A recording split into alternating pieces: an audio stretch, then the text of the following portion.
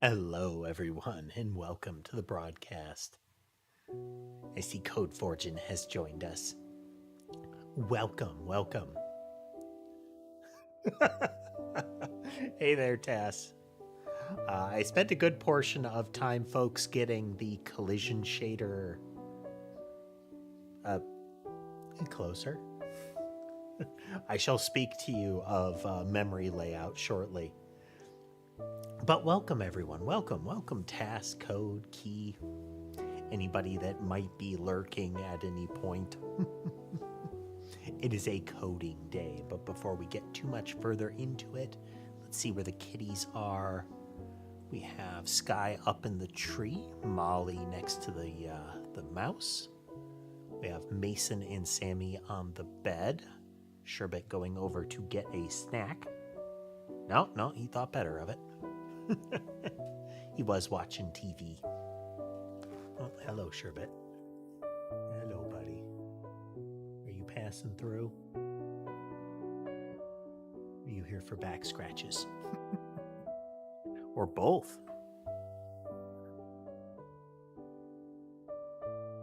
Ember was on my shoulder and has disengaged now. I moved the canvas further over because Ember likes the different texture options. She hopped down because Sherbet was encroaching on her personal space. Oh, but hello, everyone. Let me show you the thing I was working on between the last code stream and this one. As you may recall, I was trying to get kind of a hacky version in place, and we got some of the start of it, but there was still a lot not working. It is now mostly working. We've got some magic strings in here. I'm going to want to put this somewhere else. The shaders in general and whatnot, I want to get into the cataloging system so that we can find them. But nonetheless. Okay. So here we go. This is the size of our shader collider data structure. We're using memory marshalling here to say, how big is this thing? And now we have a array of bytes, which is our data that will house the shader collider structures. A buffer for it. This is our testing collection here. We'll get rid of you. Part of what we should be getting to today is whatever this structure is going to look like. It shall be fiddly. And then a buffer for it. When we initially start up, we are going to create our initial shader. We're going to allocate our bytes. Now, we're doing that in the ready because we have this variable here. Could I do all of that here? Yeah. But it will be useful to have this later. We make our buffers. We subscribe to our events. So we're interested in game start step, the top of the Godot physics loop-ish. Because that's when we're going to we're going to get our data from the shader. We're waiting a whole other tick. This is actually akin to what Godot already does. In its physics calculation, we're just doing a hopefully faster but scarier version. And we're watching for when entities are added and when the world steps are done. When the world steps are done, and this is a new final step, not the world end step, like the official end of round, in a card game. This is, we're complete with all steps. This should be just a listen for it and wrap up. This should not be a do things that others might depend on. Kind of a finish up your work, finish up the remainder of your work kind of thing. So this is when the shader will kick off.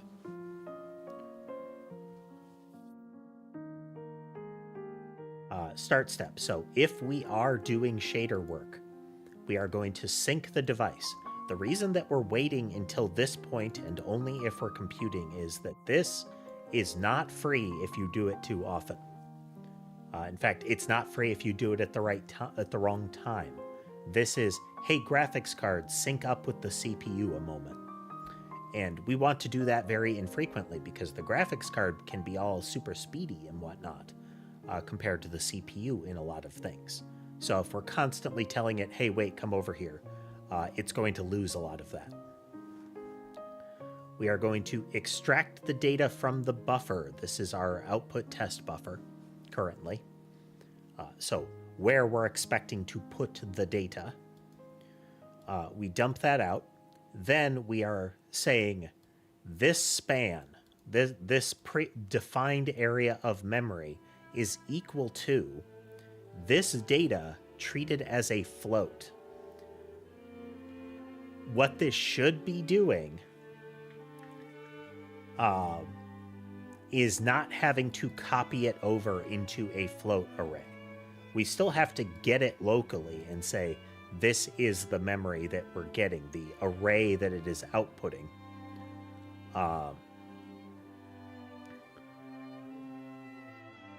This is another reason. So the GPU is waiting until it's done. We are saying like, okay, hook up and then wait until we get all of this data. Or as much data as we tell it to get, but we want all of it right now. We could async this, but that delays our physics processing further. That is, we could have it like periodically say, get me the first X, get me the first X. But we don't want the physics process to sit and wait ultimately, and we don't want the simulation to take extra physics steps. But we get our result without duplicating the array. We will then do stuff. Hey there, Alkaline. Welcome raiders from Alkaline. Oh, a whole bunch of folks from Alkaline. Welcome, everybody. You are arriving in the start. I'm describing our shader workflow here. We're doing a tricky thing. Welcome, everyone. So, we get our data. This is where we are going to do a thing. So this is...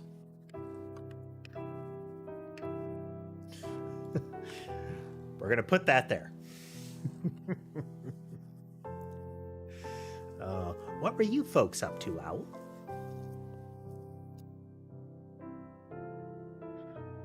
We will call out physics are done, and then we're cleaning up. We're saying we're done computing, we're done with this pipeline, we're done with this data set. We might be able to have some of these linger. We just have to be careful about that. But for the time being, we're purging them out each time.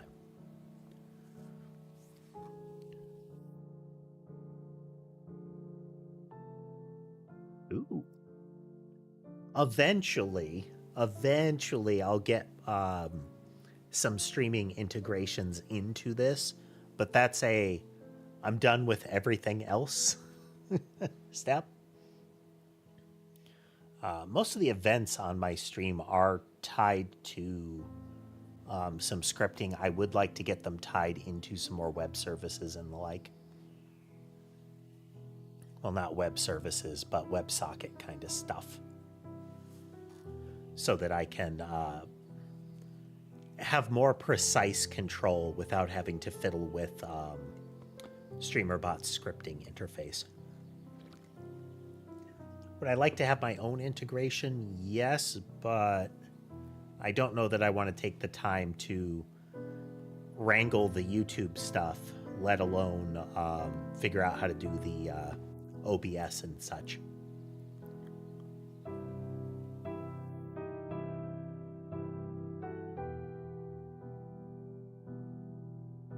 Yeah. I had set up back in the day when we played Noida as our primary thing, I had modified the Twitch integration in that I had shimmed that event, but also pulled in data. I kind of jerry-rigged it in from StreamerBot into a WebSocket into a text file, which could then be loaded as a ad hoc script into Noida that could then work with the existing Twitch integration,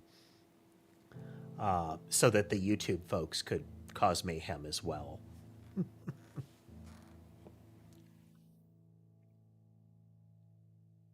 Jank as all get out is the best way I can describe it.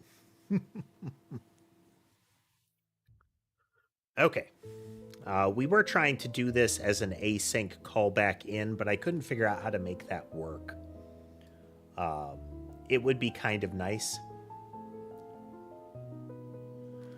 A simple WebSocket-driven extension for Twitch integration. Two things happened. Lost the source code and Twitch discontinued the server it was pulling from. Yeah.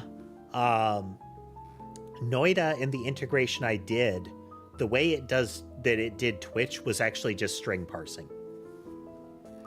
Because everything that happens in Twitch chat is actually like coded text. It doesn't matter if it's bits or a channel point kind of thing. There's sort of a text syntax for it.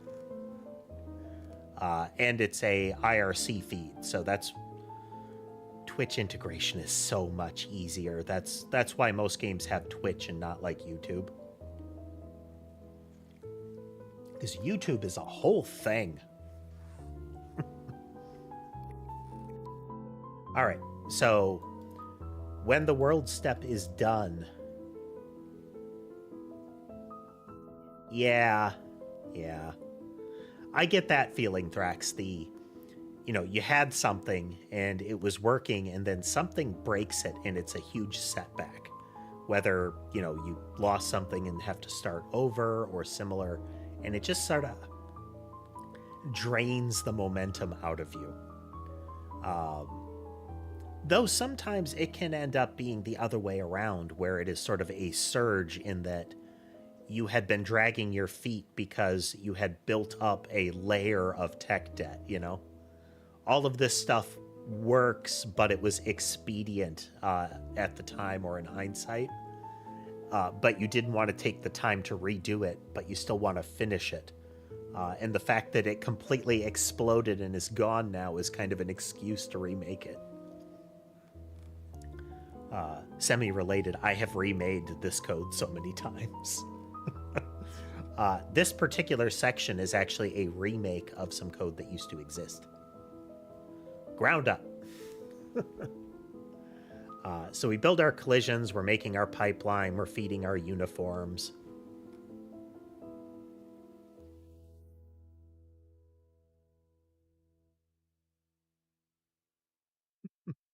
Hey, casemate. Yeah.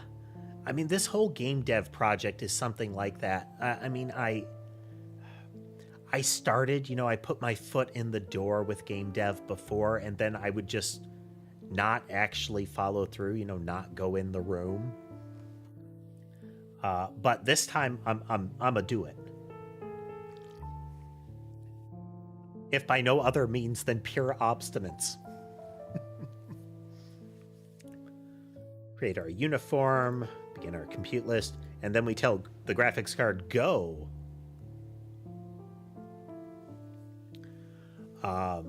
Collision Thrax, let's see, we started out this whole project in GD script. And I didn't like a lot of the things that GD script kind of pushes you to do. It was largely just get used to it. Then I started shifting over to C#, and we have been through physics server, then Godot nodes, then really overly clever physics server stuff, then a shader, then back to Godot nodes, then back to physics server, and now back to shader. We are trying to tighten performance so much in this game because I want to have big numbers, big numbers. We will have the biggest numbers, the best numbers. So we launched that. We are going to come back around to some of this in a moment. Okay, so I shall show you the thing that was like a whole day of head wall intersection here. This structure. So shaders are real particular about memory layout when you give them things. You are essentially handing them a box and saying, I promise it looks like this. But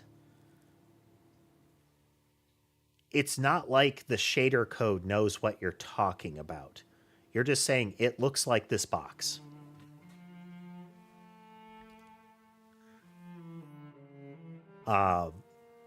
And there are, as far as the shader is concerned, boxes have rules. And if you don't match those rules, the box won't be right. You know, it will get it and it will say, oh, the contents of this box are different.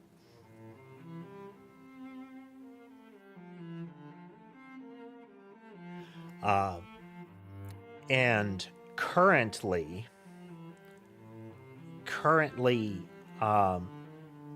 at least as far as it's like OpenGL shader language, GLSL. It works in 4-byte chunks. So,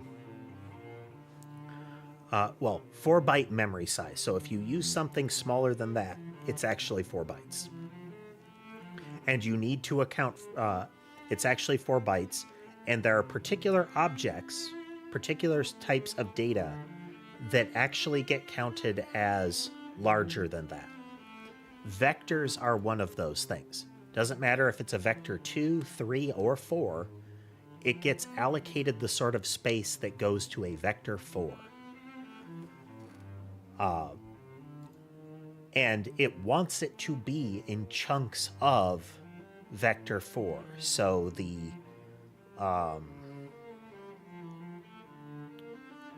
what is it, like 16 bytes or something to that effect.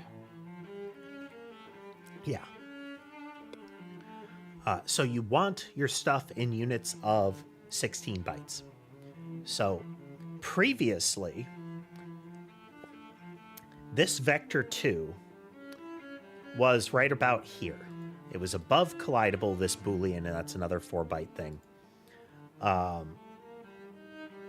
And I thought, well, okay, it's there, and that means I can put category and mask beneath it, and that will be another 4 bytes. So it was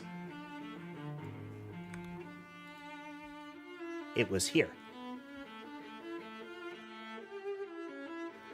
So 4 bytes, 2 bytes, vector 2, 2 bytes. I'm sorry, 16, and then 8 because 2 floats, and then 8 more because 2 uints, same size. Cool. And then there would be some dangling memory at the end that it would just pad out, which should be okay. But it's not, because this is not 8 bytes. This is actually 16, and there's some space here. And if you don't account for that space properly, bad things happen. So to solve my problem, to keep this data from being all byte scrambled, it has to go down here. And there's this little uint that does nothing to say, this is space right here. Don't use this space. Now I could do layout kind, it's like explicit, where I tell it, this is at byte 0, this is at byte 16, kind of thing, and like socket them, which could let you do things like cram the vector in alongside two of them. And that's not terrible because I'm dealing with things like there's about 20,000 of these.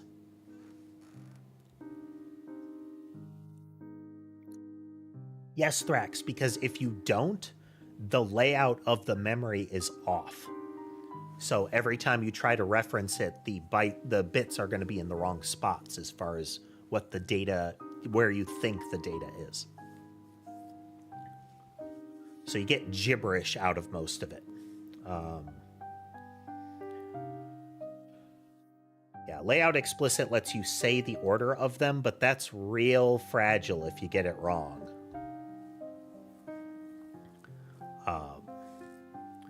And we define our interface. That's all nice. Data copying stuff. Like, for example, here, a shader collider circle, when we load it in,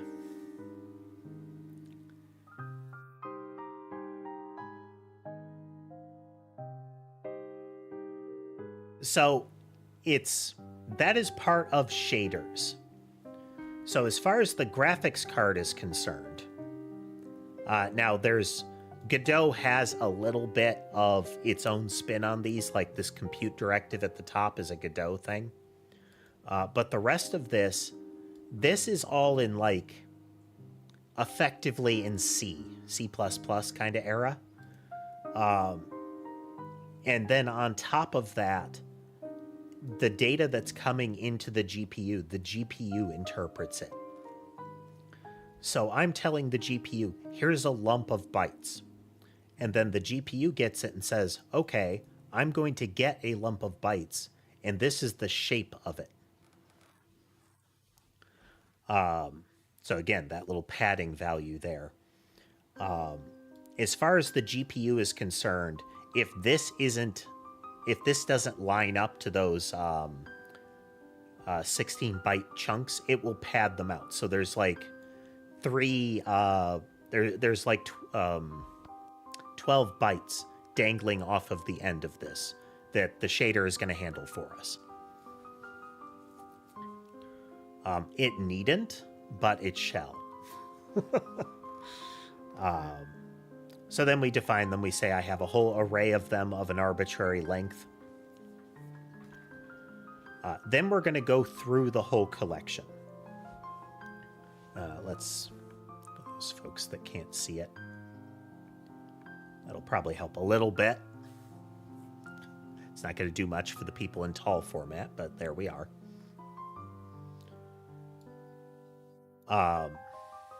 So we're figuring out like how many of them are there.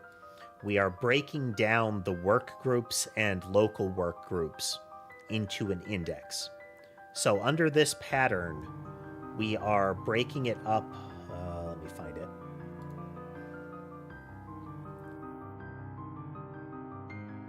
Searching. Here we go. So as far as our shader, we've got 4 groups that have 4 groups that have 64 groups. So we have our 1024, effectively our max size. So that's 20,000 objects broken into 1,024 segments. Then we get into the shader, and we have another set of segments. We have 20 groups of those segments. I could break it down further. But at the moment, we're not gonna. So each one of those work groups is responsible for 20 values. So this 20 happens in the code sequentially, synchronously here. The rest of them are split up amongst the... they're handled asynchronously on the GPU. So we're going through and we're saying like, okay, break this down into chunks here. So every X is 256, every Y is 64, and every Z is a single unit. So Z is 0 through 63, that increments Y. Y is 0 through 255, that increments X when it goes up. So we have a very weird base of counting going on. And then we add our local invocation ID X, which will give us our exact index here, which one of the shader bits structs we're looking at. Some hacky code in here right now. We double check that the index is less than the data size. If I change the data size over in the other code, I need to change this shader. I could compute this myself. I could remove this X, but we'll have to deal with that.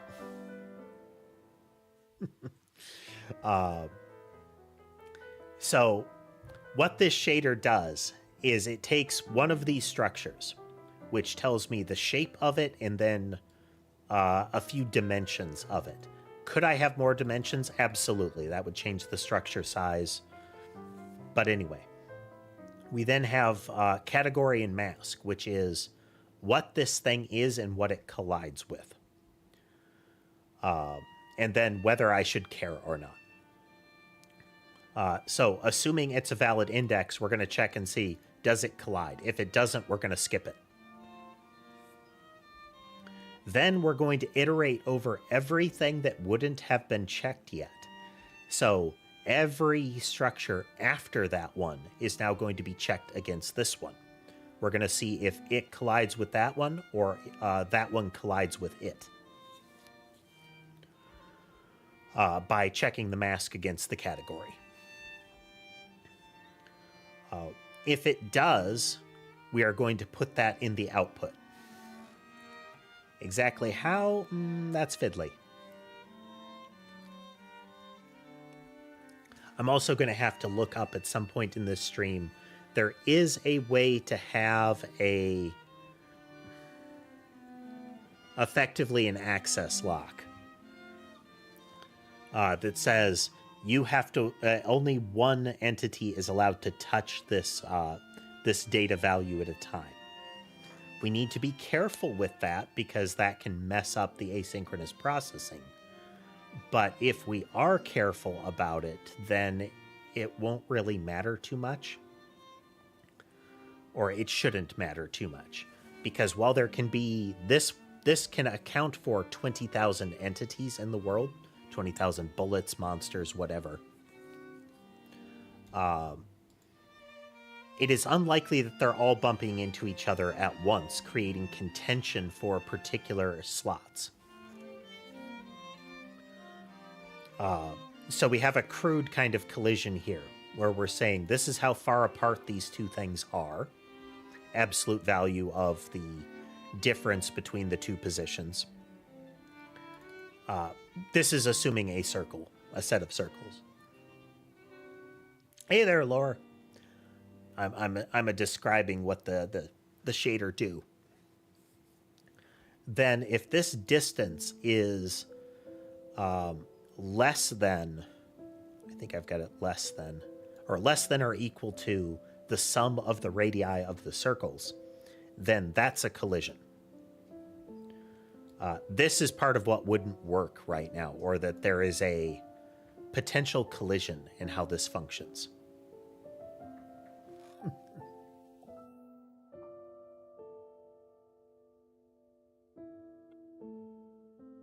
Because it's technically possible two of them try to access this data at once, and at the time of indexing, if both of them see that this number is 2, they're both going to set it to 3 instead of one going 3 and the other going 4. So the end result of this should be a series of effectively integers. And what we'll do is we go through that collection and find which one we're dealing with. So we find the index, so it's index 5 is entity 5. And then we're going to go through a list from that.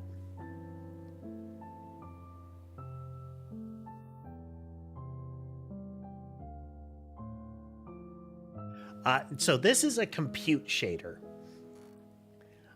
In general, shaders are like the initial implementation of them, and the most common form are graphical shaders. So like a layer of processing over top of a texture to fiddle with it kind of stuff. Compute shader is one that's run ad hoc.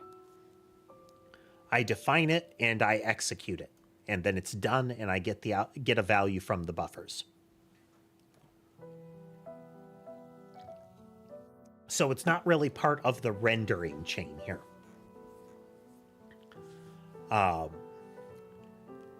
The reason that we're doing the collision here is that calculation handled elsewhere in the engine is relatively expensive and doesn't happen exactly where I want it to.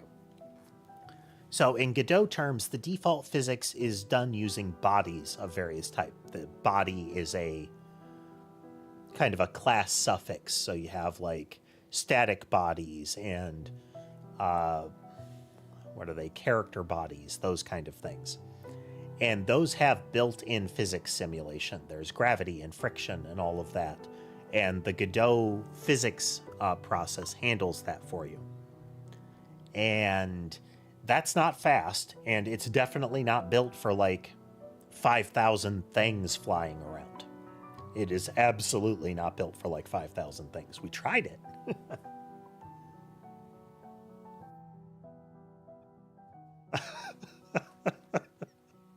Oh, Super Earth.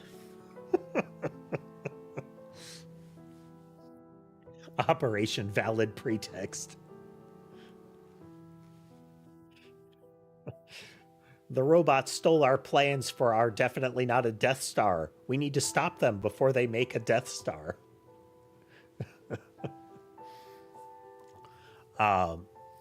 So the body-based physics won't work for us. We had been using area-based physics. And areas are, it's just space with a shape. And it detects when there are overlaps. So it's not doing these two things bumped into each other and stopped or slid along each other kind of physics. Areas are just saying these two bubbles overlap. But because our simulation is not using the Godot generic simulation, it is using our own, this is how things move in this very particular way. We have to do areas, and we have to set their position. We don't say move in the Godot physics world and under its rules. We say move exactly here. But changing the position directly of an object inside the physics code does not necessarily update it immediately in the Godot simulation. So you can have in the code say this entity has moved 10 steps to the right. And then the next step, the next physics step says, hey, 10 steps to the left, this thing bumped into something. But as of that check, it shouldn't have been there. So that was our biggest problem. We would get we would get a second false collision. And that's not good. So this part is essentially saying, okay, well, forget all of that. We'll do it ourselves. And we're going to leverage the GPU to do it because GPU is speedy.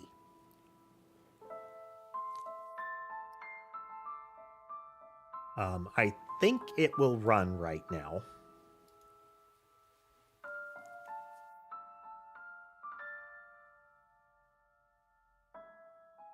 Eventually that loading screen will actually do something.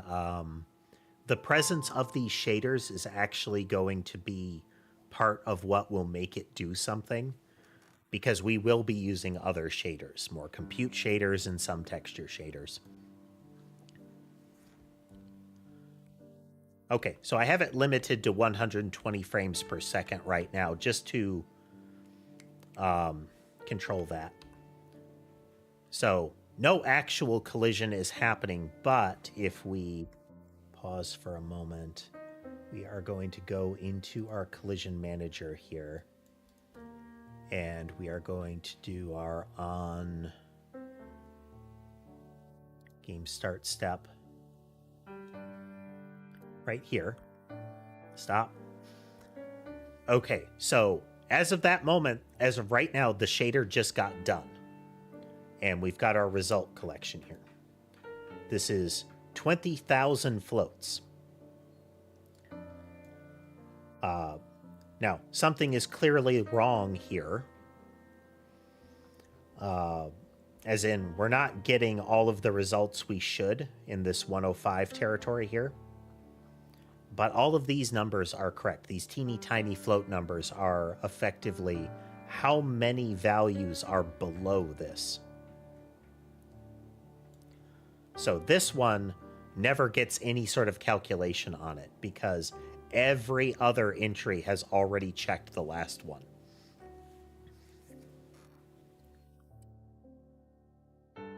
And this is happening every other frame. We are iterating over the whole mess. So for stress test purposes, we are going to create 3 to the 6th entities per second.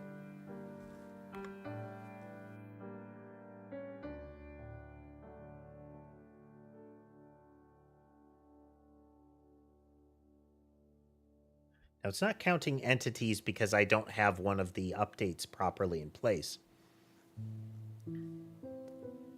Okay, so this is just emitting them. We're not doing the actual a collision happened right now, but we're sitting at 30 frames per second as far as visual frames. But our physics frames are slowing down here. We will need to be looking at this and how to tune it properly. I will need to... Because we are getting... the entity positions aren't updating at the right moments.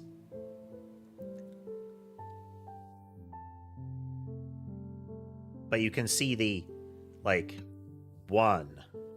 So we're getting a lot of graphics frames, but we're not getting world simulation frames happening. But that's kind of okay.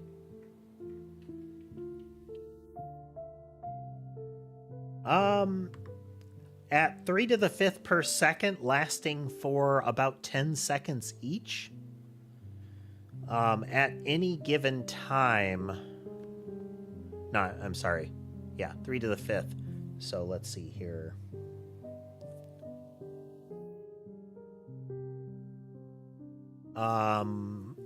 Over 2,000, maybe 2,500.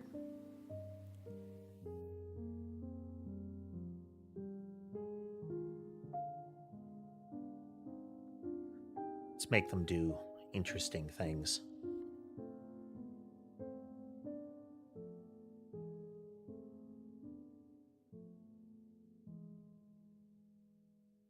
Yeah, the burst pattern isn't working how it's supposed to right now. But again, that's okay. We'll be revisiting that stuff. Yeah, this is operating at 3 to the 5th. We're still getting full simulation frames right now. And we are getting solid graphics frames.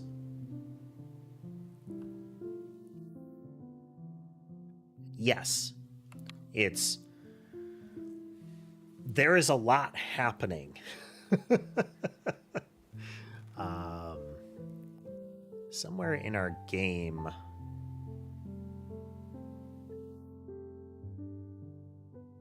I think it's in game that updates. Services screen. Okay.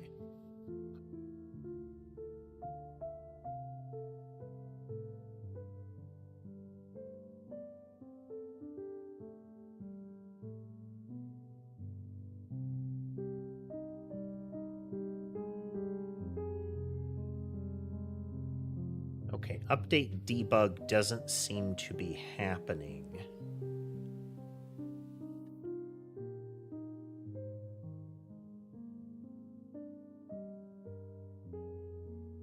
No, some of the update debug is definitely happening.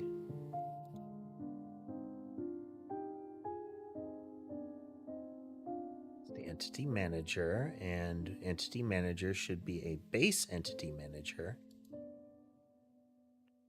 Which is currently still up here.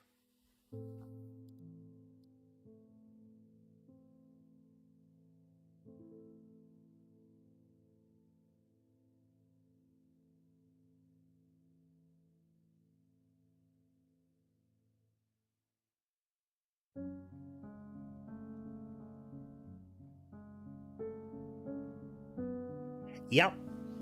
And it's any circumstance where you're doing very fiddly graphical calculations. What's going on up there? Oh, okay. Very fiddly graphics, computation like texture magic, or just brute force math, then the GPU will probably do better work for you. But you need to balance it against that. How often am I talking to it? With textures, there's a lot you can get away with in that regard. With compute, you have to be a lot more careful.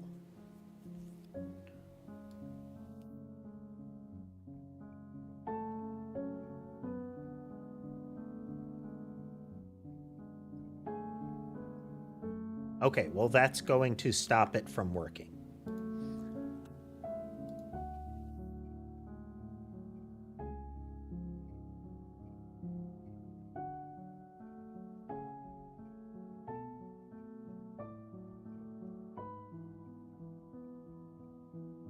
That's not right.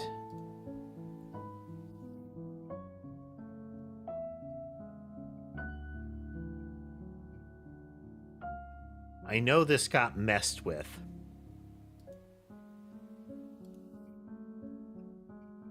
We messed with the entity manager a little bit ago. And clearly that has come home to roost.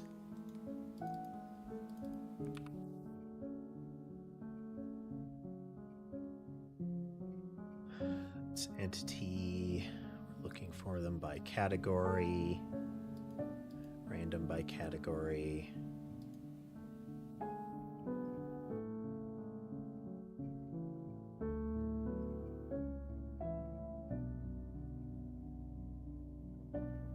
Well, that's why it's doing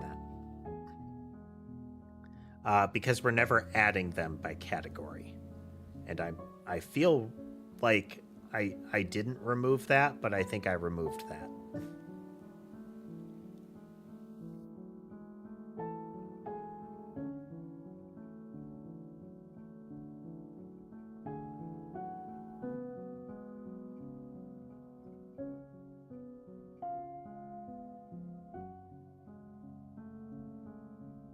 Yeah, that'll prevent it if we never go into add by category.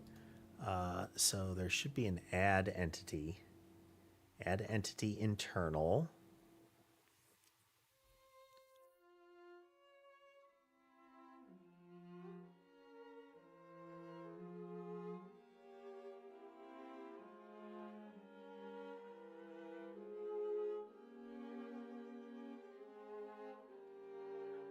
Let's make sure that we're not missing something here. Yeah, okay.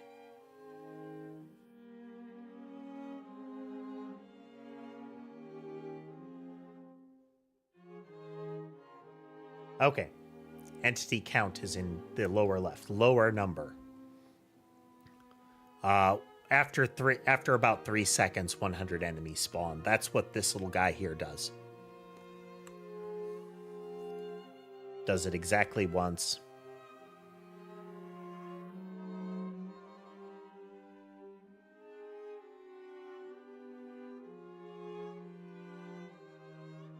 So here's 3 to the 6th.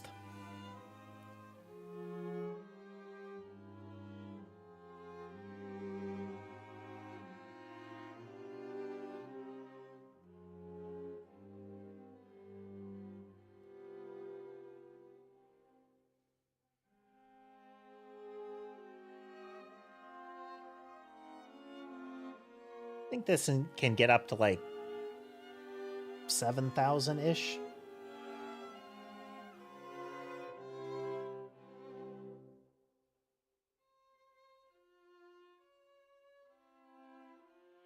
Yeah, let's say 7,300 under this pattern. We can make more of them using various other bits of the code, but we're not gonna. But if we reduce it down to 3 to the 5th, it'll take upwards of 10 seconds for this to stick. Because we have to let some of them die off.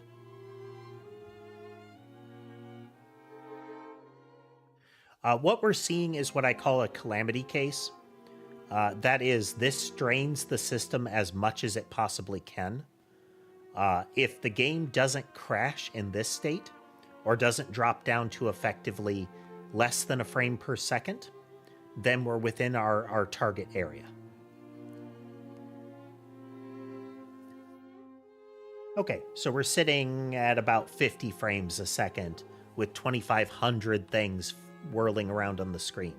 So full simulation speed. There is going to be some extra overhead. But let's add some of that overhead in here.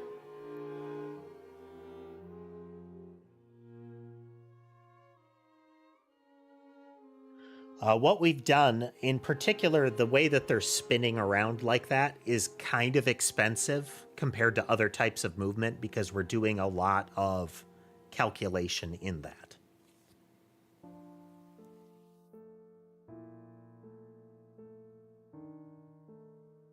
But it's still working, just for giggles. Into 3, and after 3 seconds, do all of that. This will substantially reduce the number of entities on the screen, because the wait for 3 seconds still counts for the lifespan of everything that results there. So you'll see little starbursts of them up here.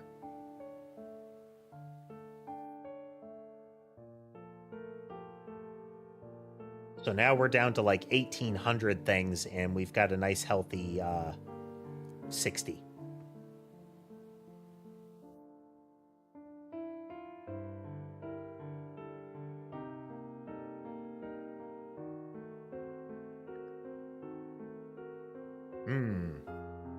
Well, I said nice healthy 60, but we may have crashed there.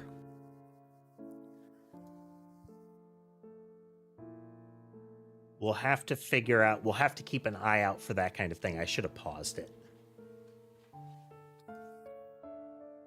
The rest of the code worked, and it was the simulation, so that was potentially a GPU issue. Well.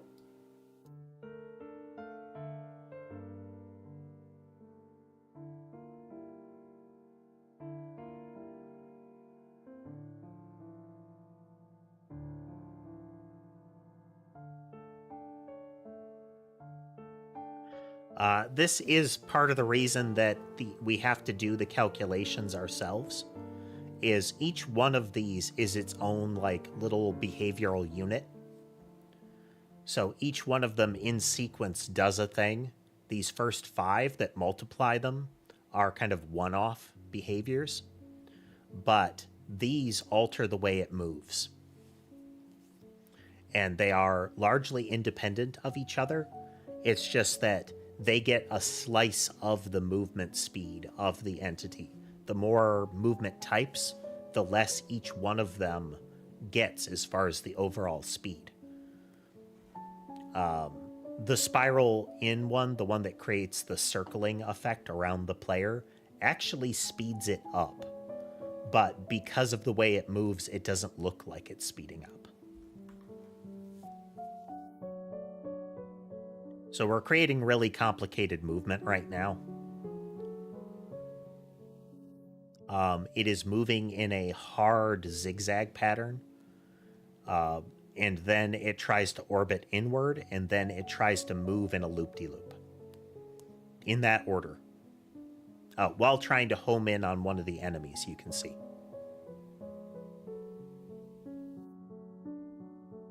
We're gonna let it sit for a moment. I want to see if the if this breakdown happens.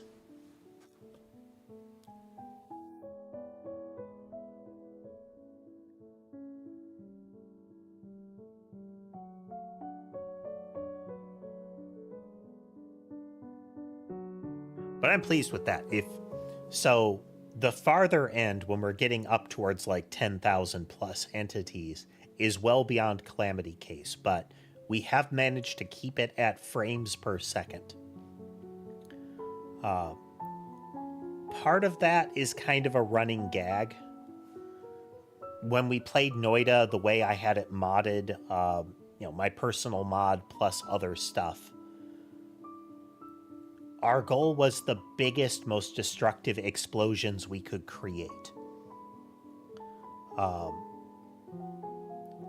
I think and part of that process was it doesn't count if the game crashes. It's you've got to win, and the game has to survive the winning. So we ended up referring to it as minutes per frame. How long does it take the game to calculate a single frame update? If the game survives and it took 5 minutes for it to process that, that counted as a win. That counted as a hard win because the game still ran.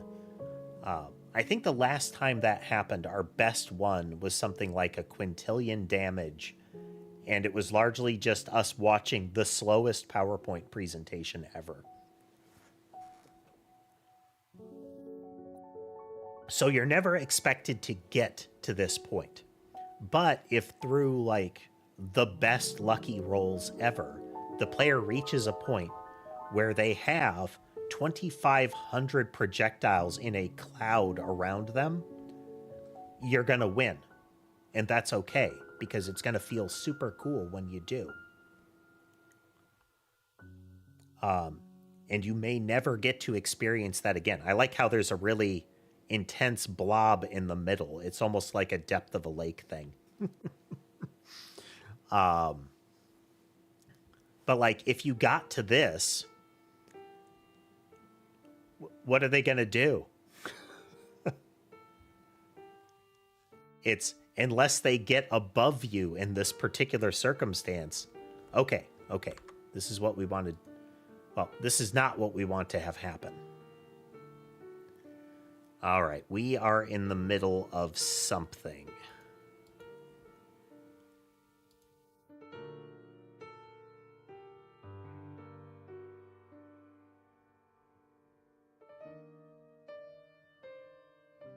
If we overloaded something, just a moment.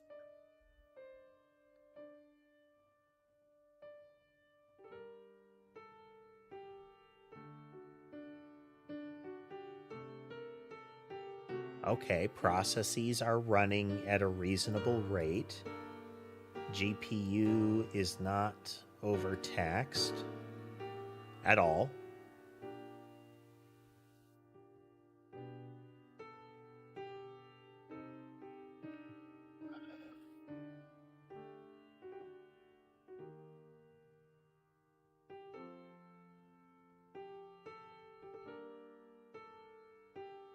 Process, it's in physics process, and we're going to do that. And we're going to let it go.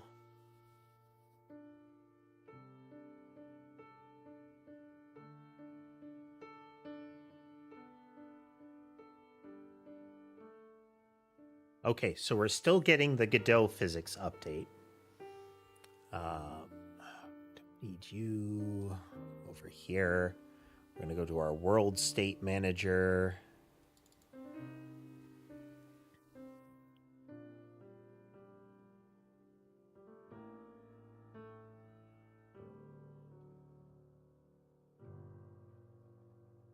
Okay, so the world state is looking for the actual, like, Godot time passed. It sees that.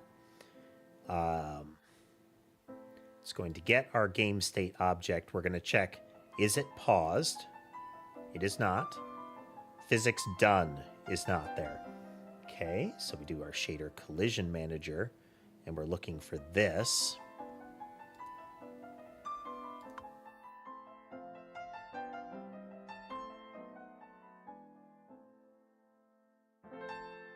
Okay, we're never reaching our friend here.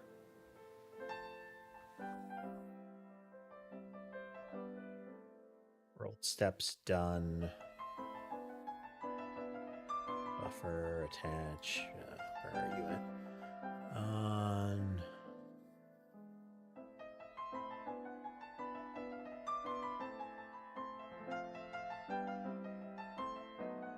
We are not computing.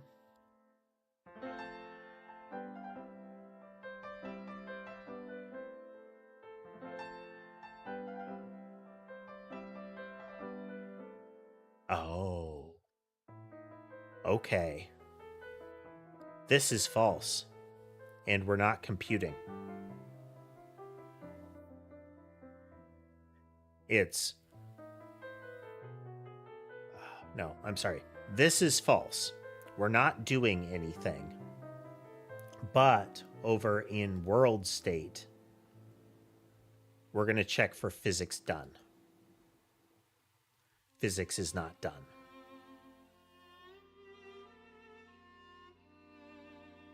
Okay, we have an edge case there. I think this is more of a race condition. Under particular circumstances, it was possible that the world state and the physics state got out of sync.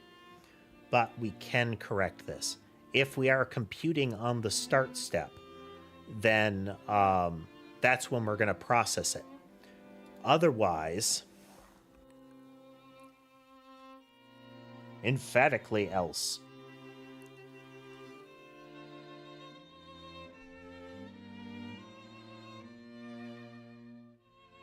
So we know computing is false and physics. We have an invoke. Hey there, Roman.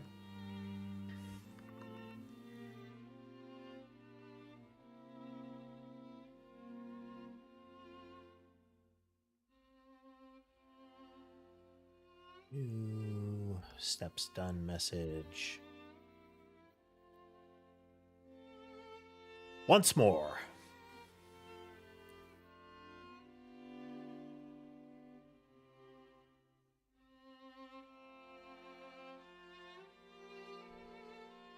So as might be apparent by what we're doing here,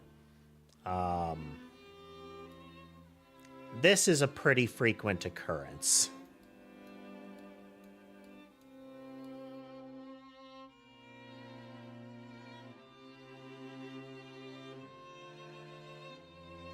As in, the stream title, I feel pretty reliably is the thing we won't get done that day.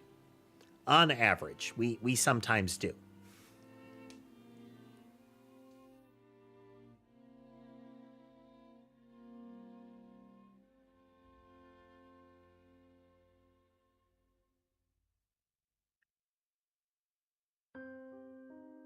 It is a lot of mice. We're sitting at over 7,000 mice.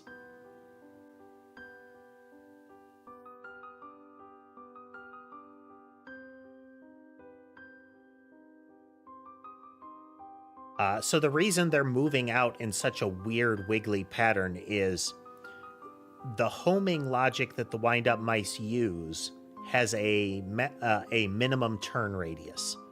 So they can't just, like, perfect lock on.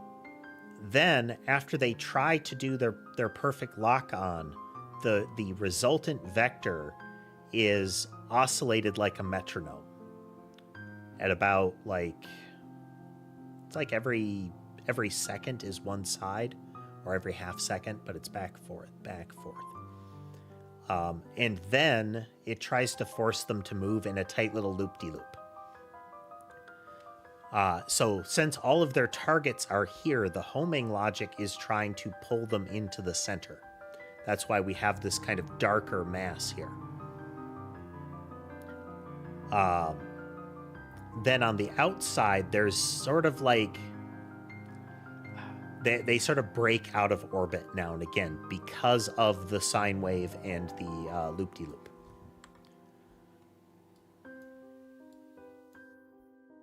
Loop-de-loop, then sine wave, then loop-de-loop. So the darkened cluster is rippling out a little bit more right now.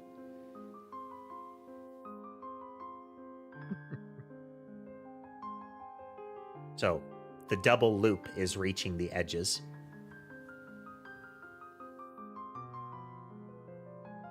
So the player would not be dynamically changing these during gameplay. Oh.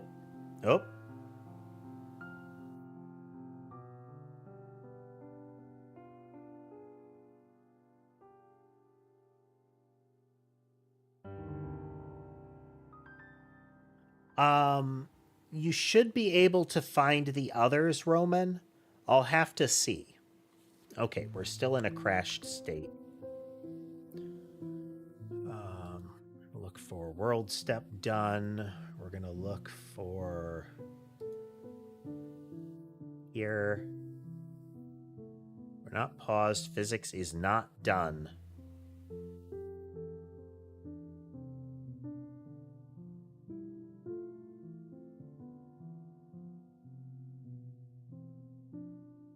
Okay, so we're looking for game start step.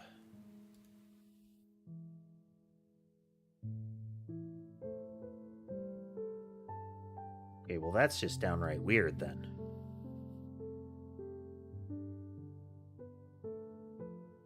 Did we straight up break Godot?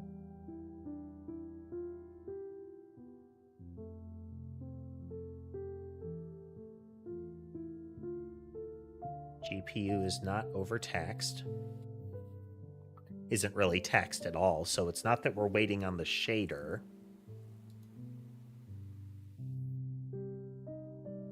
But we're never getting into there. Oh, well. Derp.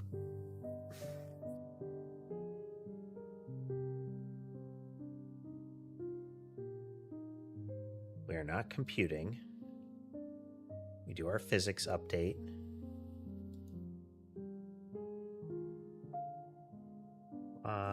Base world state.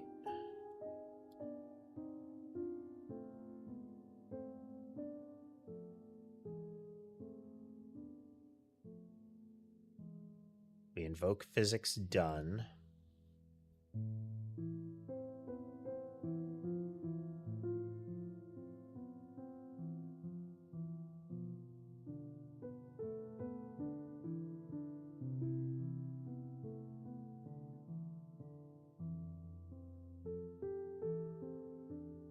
Then base world state.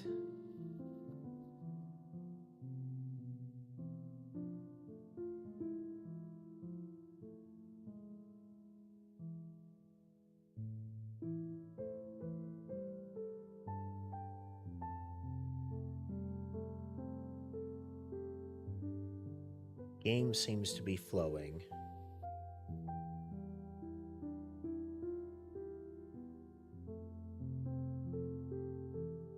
We are getting our physics done.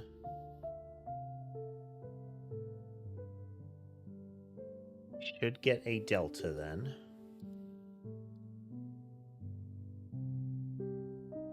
We go through our process here.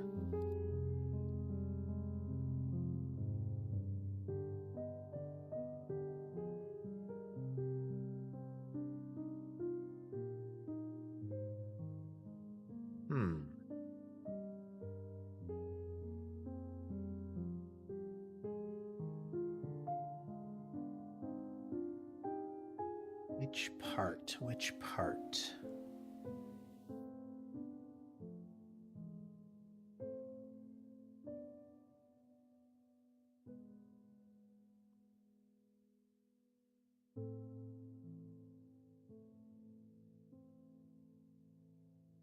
It is.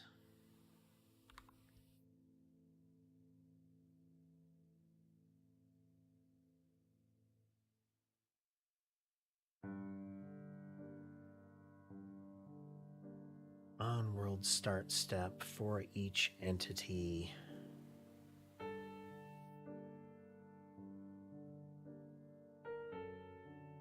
Oh no, it's in the entity when we get world time passed.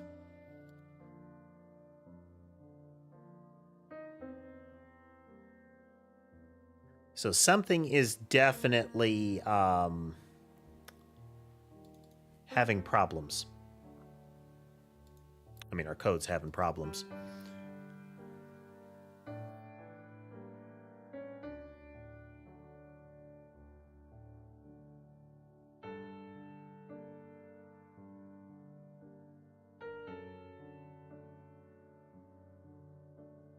Okay, we are processing the message.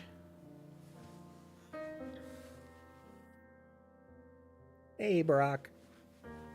Welcome. Yep, this is Godot almost exclusively in C#. As little as possible is happening in the Godot side. Physics process, base world state. We go into each entity. Send the message to health, send the message to behavior. We're going to look at the entity and we're going to look at our proposed movement. No proposed movement. This is which entity?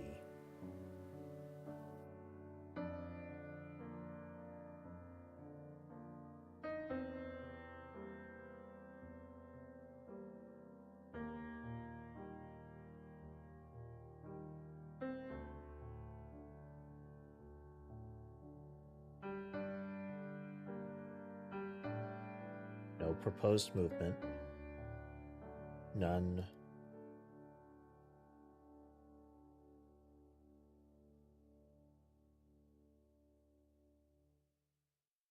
I haven't looped back around to implementing my own animations we are using Godot for visuals still.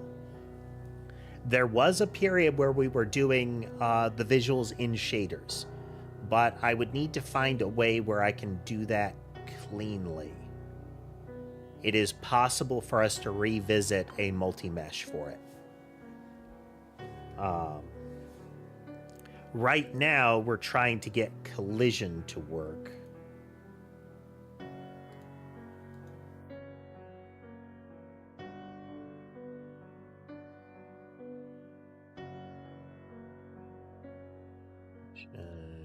Definition. So this is where we iterate over each one of the behaviors to find out what kind of movement we're doing.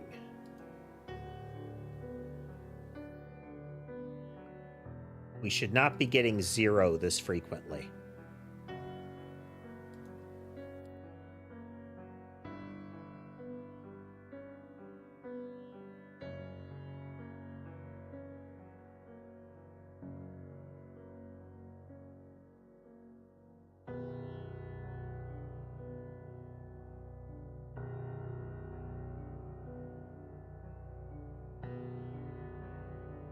Okay, for behaviors.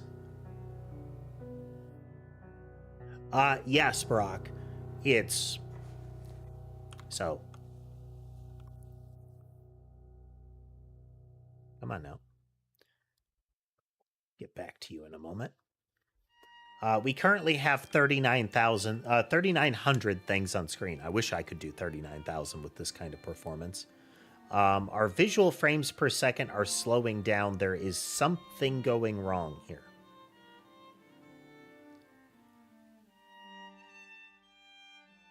You can see the animations very slowly happening, but our frames per second is plummeting. Oh, okay. Well, this might help us short-circuit the problem. Well, our debugging. So one of the fun things when you're doing like C, C++, doesn't matter, coding outside of GD script, outside of the Godot engine editor, is the Godot engine can detect Godot level errors better.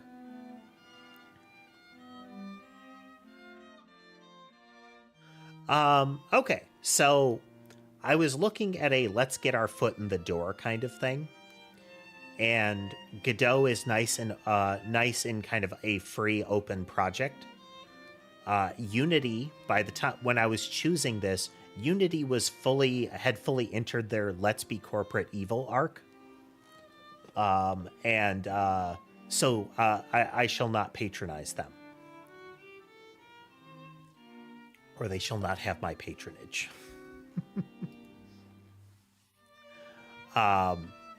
But for the most part, we're using this as effectively the baseline heartbeat of the engine as well as the baseline visuals.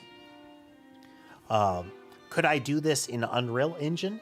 Yes, but that feels like I am committing to constructing an entire industrial workshop when what I want is a workbench and a hammer. Other kits like Game Maker or something like that, yeah, that would be viable. I don't know that I would use Game Maker.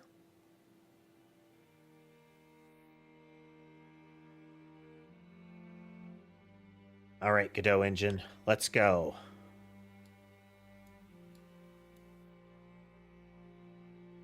I don't know that I need to overload it like this to make the issue happen, but we're gonna try.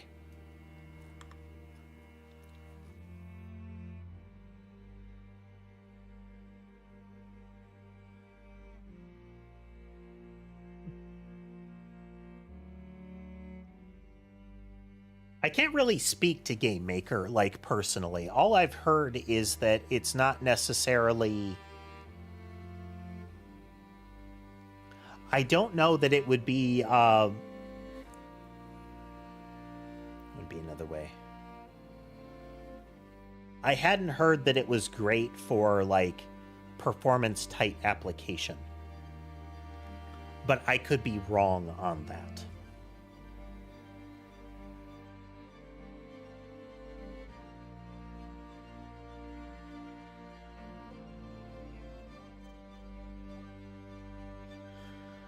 I get that feeling, Thrax. I definitely understand that.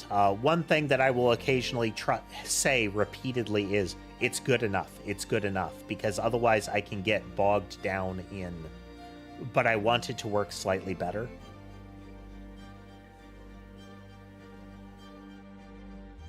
We got a nice little pattern going.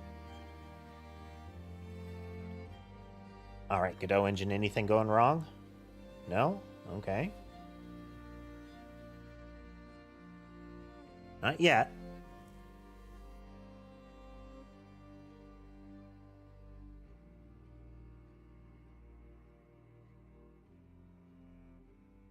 We are definitely noticeably slowed down right now.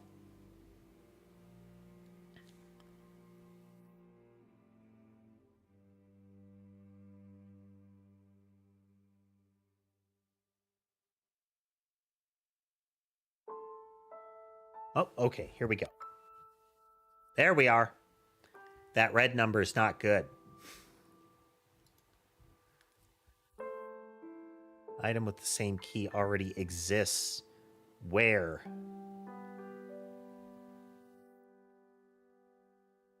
Oh no. Okay. So this is what's going down right now. We are getting an entity added, and that entity has an ID. But our shader collider set is based around the idea of there not being duplicate IDs because our system should not allow it. Which could mean that our shader colliders aren't being cleaned up properly. It would require quite a few entities to have shown up because we need to get past the 20,000 mark. Okay, but that tells us where our problem is, and it's not shader related. Neat.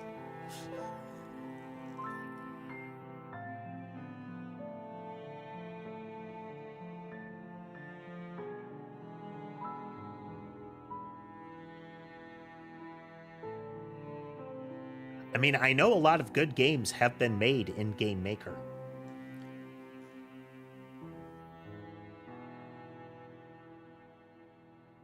It's...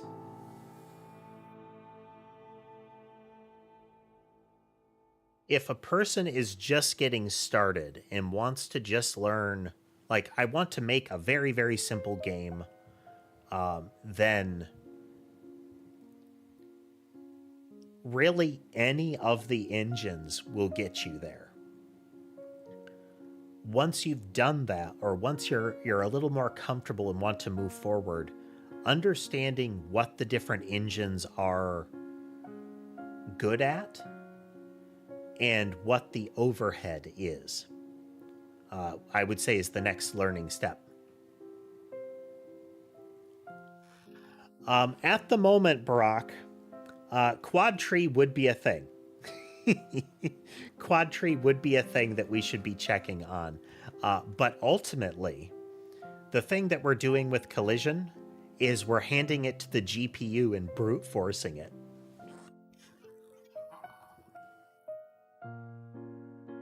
We could optimize it, and that might be something that I do to further optimize, is say, here is, like, even if I just quadrant out the world a little bit,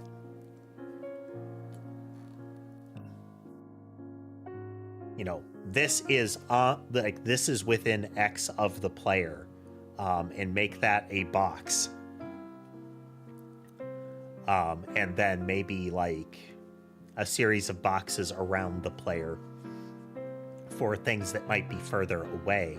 That could greatly reduce the amount of collision that happens, and we could have a very optimized set for that.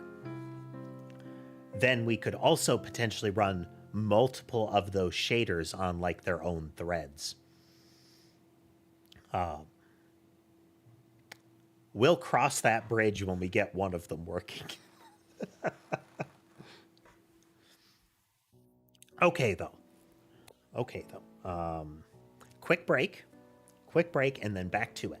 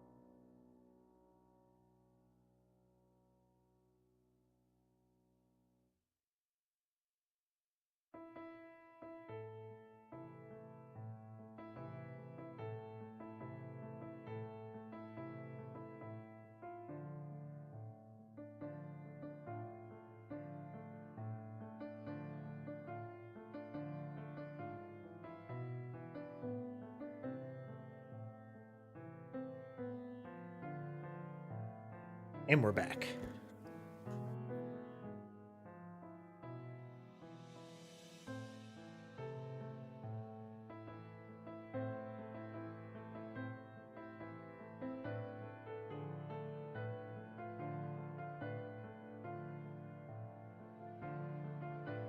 Yeah, Threx, I had actually tried Unity many years before starting this project. Just poked at it a bit. Really just kind of like proof of concept maze generation algorithms kind of thing. And one of the annoying elements of it was getting libraries into it. Like there was an odd little song and dance that you had to do to get them into the Unity engine. That and their mono compiler was like a whole version behind most of the time. And I want to be able to do some of the cool new stuff. Well, I want to be able to use features that have been released over the past year or more. Okay, so let's go look at our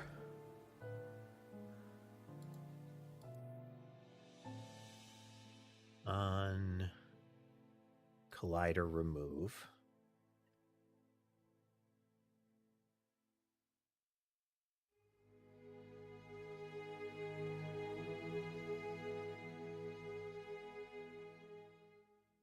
Oh.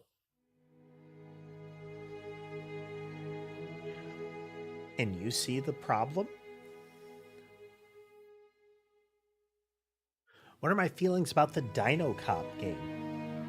I liked it. I really did. Would I have liked more to it? Yes. I would have liked to see the story play all the way out. Even if it got less happy. I would have liked to see the whole resolution to it. But I feel like the ending was solid. Mechanically, did I like that it wrapped up with a stealth segment for a while? No, they shouldn't have done that. There are too many games that do and now suddenly a completely disparate system that requires a different skill set. You shouldn't do that. Dino Cop is a detective investigation game. Investigation is the Steam tag that it took me too long to find, because detective games are like Phoenix Wright, often. Investigation games are... Sorry. Detective games are much more like TV dramas with detectives. Investigation games are much more like having a corkboard red string and a bunch of pictures and articles. The first one we played was called Scene Investigators some time ago. And after each session of playing that, one of the jokes was posting how many pages of notes I had written after that session. Because that one ran deep.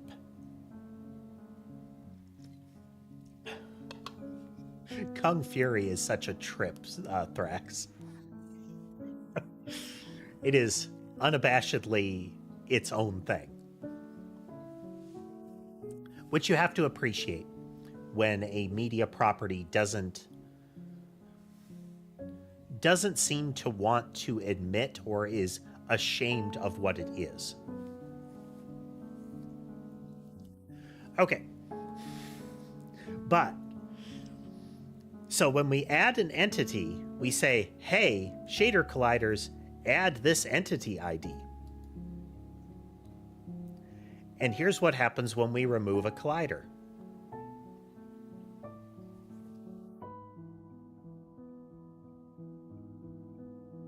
See the problem?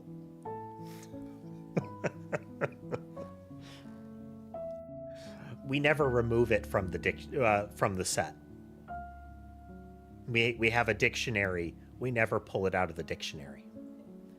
Which means once the IDs of the entity manager cycle, once we reach a point where we wrap back around. So when we add entity here,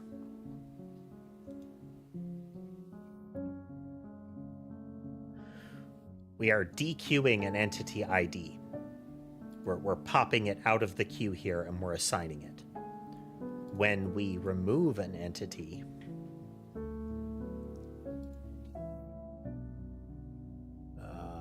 we need, where's the actual remove?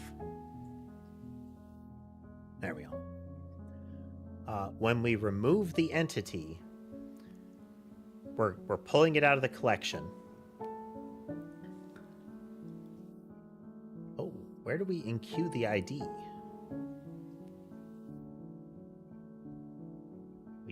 We should do that here. World start step.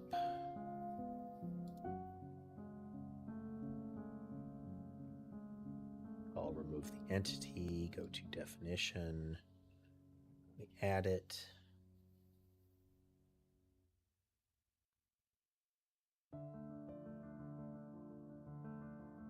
Okay. We really shouldn't do this here. We should do this in remove entity internal.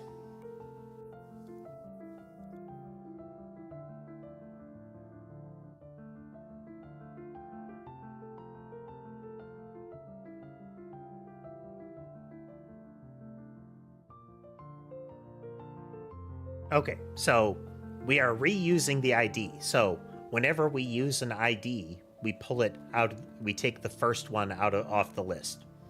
When we're done with an ID, when that entity is gone, we take its ID and we enqueue it. We put it at the end of the list. Once this list wrapped around, over here, when we removed an entity, we never took them out of the dictionary. So once it wrapped around and we're going to add an entity, we're just going to try to put it in the collection again. But that ID is still in there.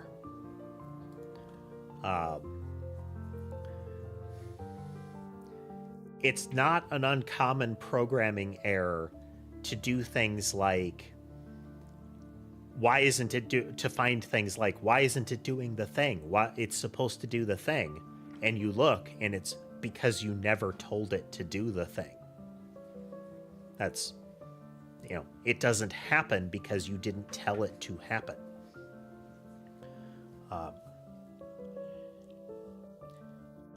I try to be careful. It still kind of creeps in now and again, but you need to avoid anthropomorphizing your programs. It is a series of instructions. It follows rules that exist for it, and it does what you tell it to. It does precisely what you tell it to. So if it's not doing it, it wants to do this. It's, did you tell it to do exactly that at exactly that time? Because if you didn't, it won't. There are idiosyncrasies to it, but you know.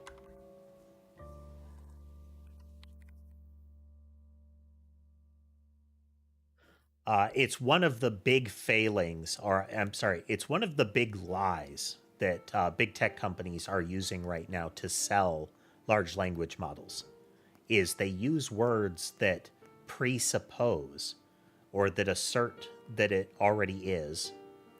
I think often it's like begs the question that the large language model is intelligent. They use terms like it thinks, it reasons, it understands, it's suggesting kind of stuff. It's not. There is an algorithm for that. There are dice rolls in that algorithm to shake things up, but it's not thinking. Yes. Those are those fuzzy things in there, like exactly when this happens is not under your control. That's what it's doing. But the thing that you told it to do was queue this up for garbage collection.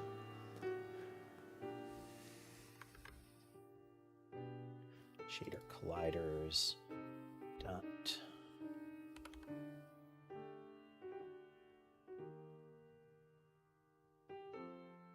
collider dot entity dot ID.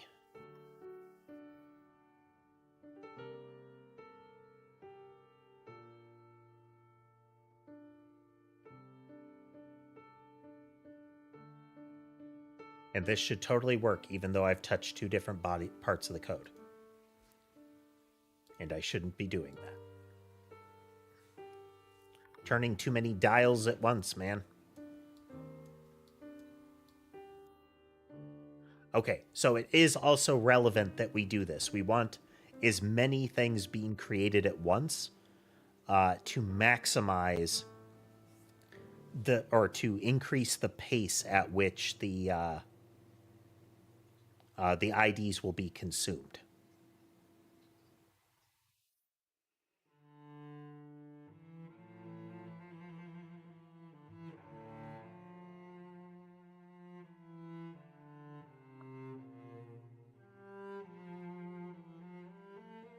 Also, you get to see the turn radius when I don't mess with their movement.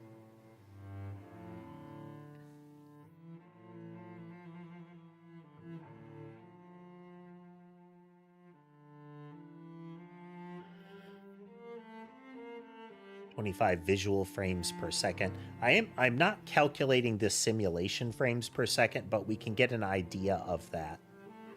We're still getting a healthy amount of I'd say we're working at about half speed as far as the simulation right now.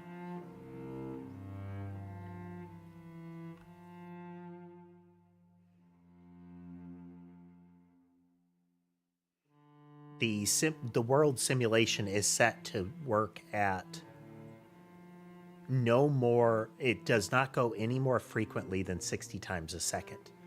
Even if the system is lagging so much that it takes like a minute for that next physics or world simulation step to happen, it will still only happen as if 1/60th of a second passes. If the game is running super fast and you're getting like 120 physics frames possible per second, it will delay doing another one until at least 1/60th of a second has passed. Okay. I thought we had caught this, but we're still in the same problem. Let's accelerate this further.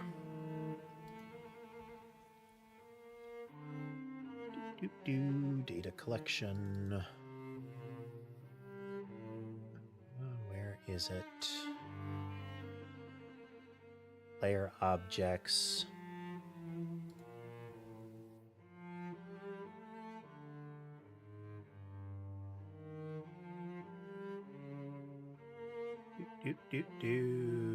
Spread 3.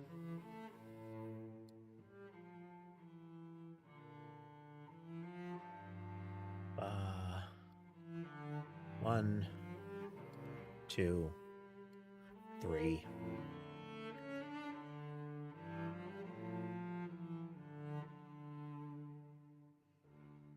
Yeah, that's potentially too many, but, you know.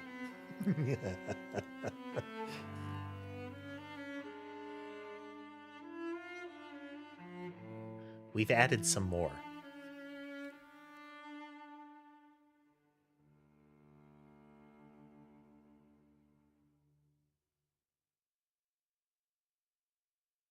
Three to the 8th, let's go.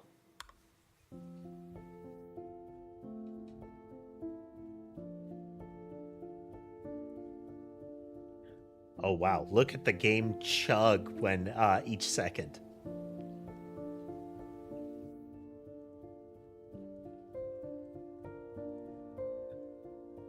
Technically, something interesting is about to happen.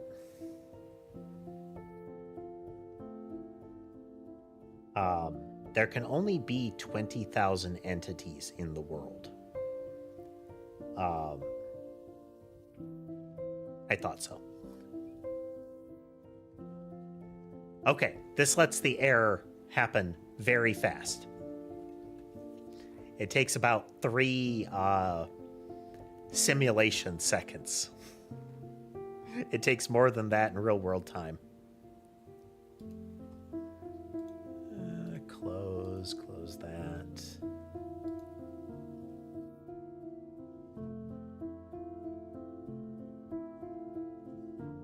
Play find that error.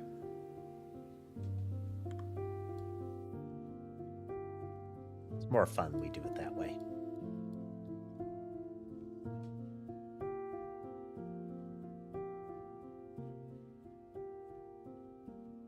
See, there's less of a hitch in that the first 3 is not 3 every second. It doesn't split into 3 then.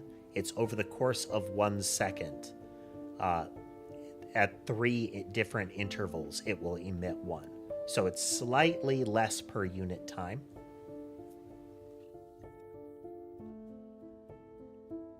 There we go. Pause.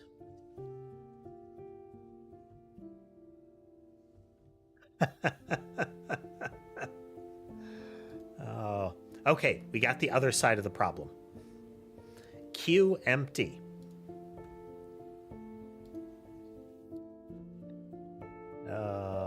So when we remove an empty, we re-queue it.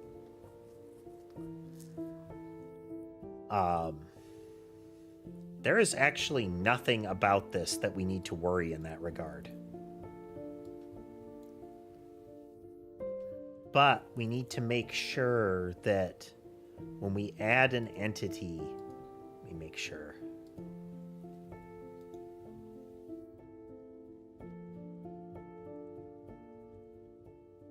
Extreme case, Thrax. This is a border case. You should never get to max entities. So our max entity should give us some buffer over what is possible. Internal. Okay, right here.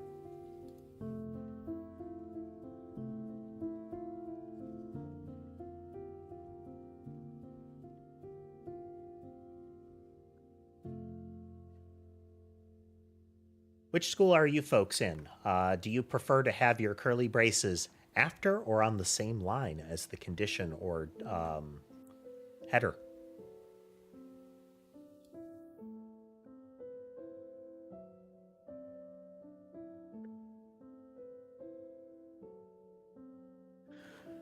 If we try to add something and there's too many, we just don't.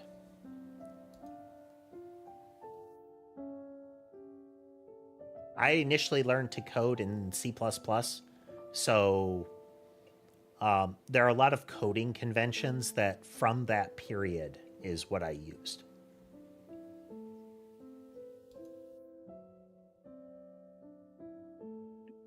Do.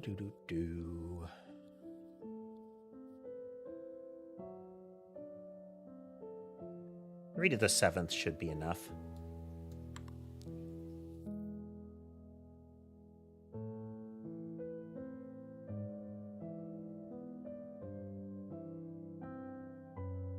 All forth the mouse vortex.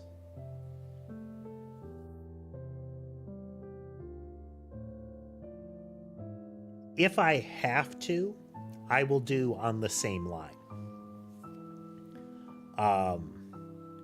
Otherwise, I like to have them on subsequent lines, but it's not really a hard and fast thing. I only like them on the subsequent line to create a very firm padding between the header and the first line underneath it. Like there is a minimum of a line with a curly brace, and then the next line indented. Very clear marker.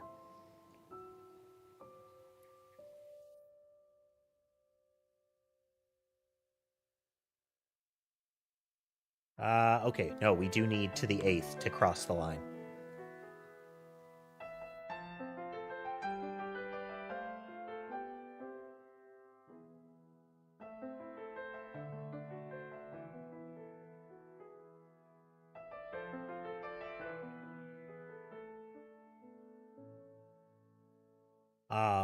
I almost universally use camel case. The only time I'll deviate from that is... Oh, we still have the error case. Or a variation of the error case.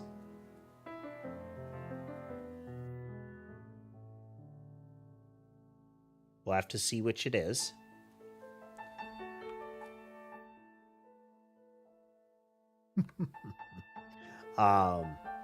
This pattern here, the predicate underscore, is, again, kind of from the era that I learned.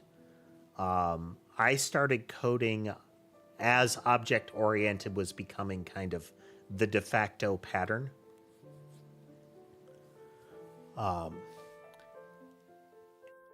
And around that time, you had things like, if it is a global variable, it is G underscore, a letter denoting what kind of variable it is, and then the text of it.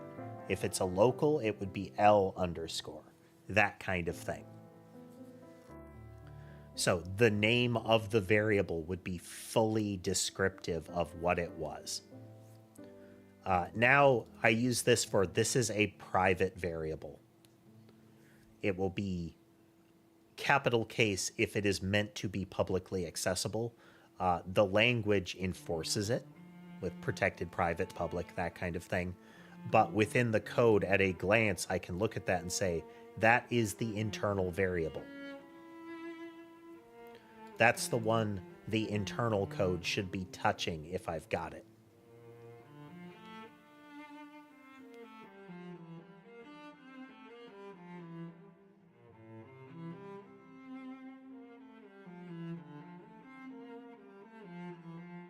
Yep. Buffer overflows and just essentially rollovers are things that are often not accounted for.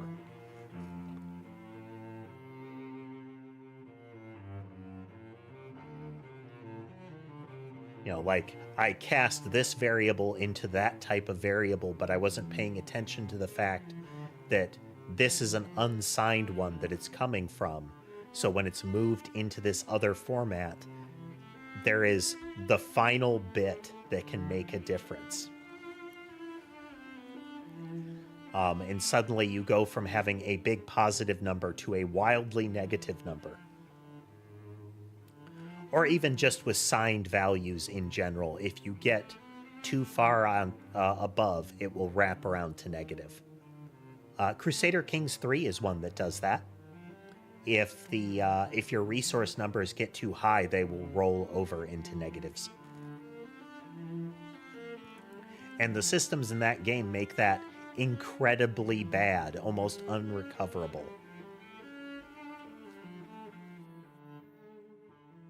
Okay, we run that in Godot again.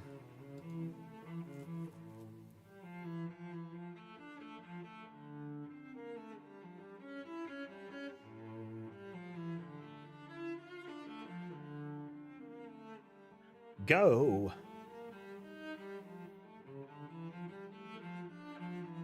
Yeah, about 6,500 per second is how many mice are generated.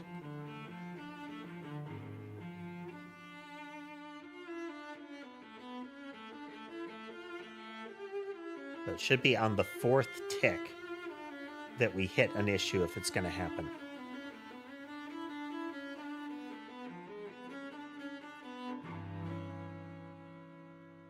Interesting. Notice how there are way fewer mice here? It didn't fail on the Godot side. Yes, they are drawn on top of each other. Oh, Thrax, you mentioned the visual shaders. You see how there's a black outline around every creature? That's not actually there in the texture. That is a shader effect.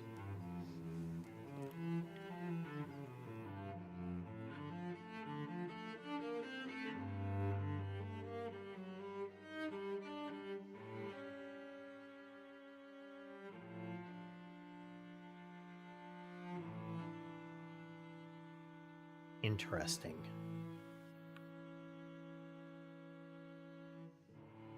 Why does it not do that in the C# side then?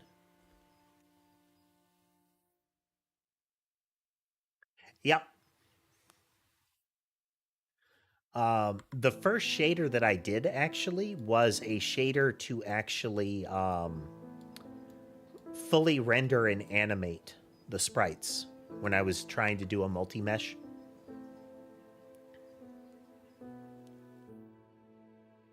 So all of the animation and whatnot was done inside of the shader using like, you know, grid offsets kind of stuff.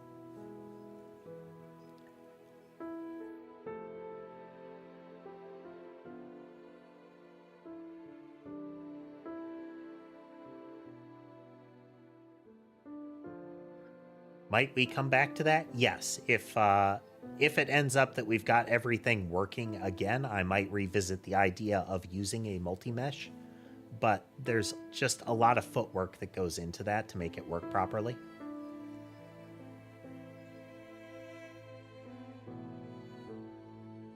Why did you explode last time but not this time? That's the most concerning type of error resolution, is when it doesn't seem like there's anything that did it. Like, nothing should have changed, but suddenly the error's not happening anymore.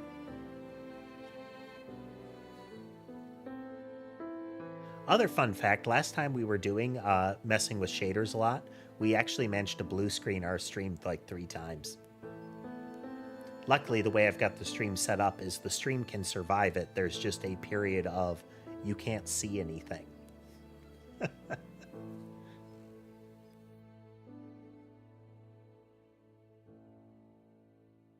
Okay, well, it's doing what it's supposed to. I feel like what could have happened is that the C# side did not fully compile in the new changes. Okay. The 20,000 limit is arbitrary, by the way. I have just declared that to be so because it takes so much to get to that point. Again, so 3 to the 8th lets us see the problem.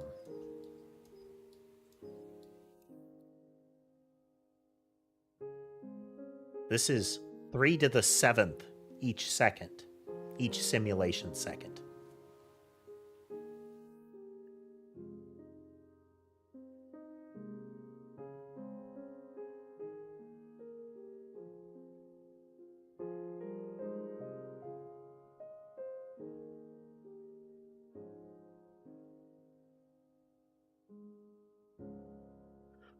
So one of the things that's happening with the split behavior there is whenever a projectile splits, there is one going the same direction that it was, one rotated 45 degrees left, and one 45 degrees right. So you will get overlap when they spawn, because the first one emits them left and right. Then each of those splits in 3 again, and again, and again. Okay, this is 10 visual frames per second with 19,000 things. We are operating at a simulation speed at maybe like 1/5 to maybe 1/10. Okay, here's our most expensive movement type. Okay. Let's scale it back from 3 to the 7th. 3 to the 7th gets there, but slower. Yeah, it's like Vampire Survivors is our general goal. But we're looking at having very modular weapons instead of just... Okay, we broke it. I think. Yeah, we broke it. Where did we break it?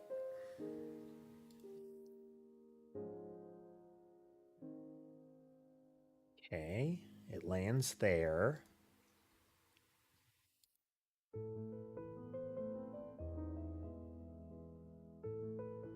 It can land here.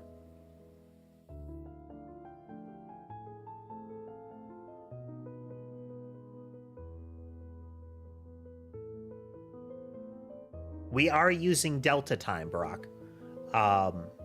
So the animations happen independently of the world simulation. Effectively, Godot handles the rendering right now. So as fast as the FPS will allow it, the animation will go.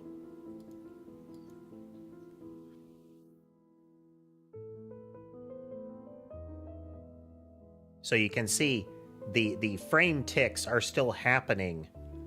It's about once a second-ish that the animations play, but we're going at 10 frames per second or so.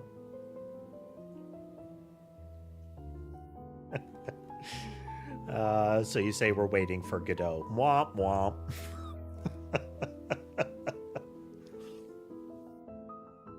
Okay, well, that means we run it on the Godot editor.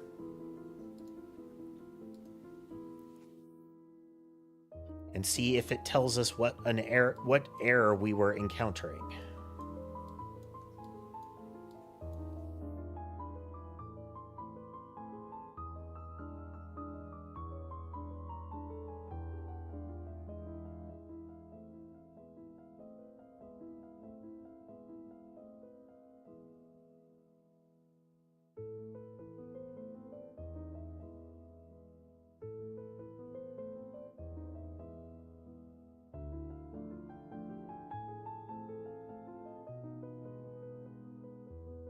So, as long as the player would hold still during this,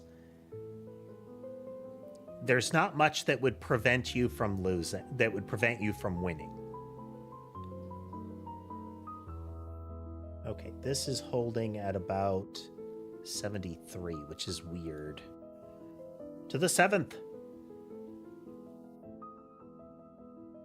We've tried a lot of different types of music on the channel, Thrax, but like kind of piano and strings and the like has been, I think, the best.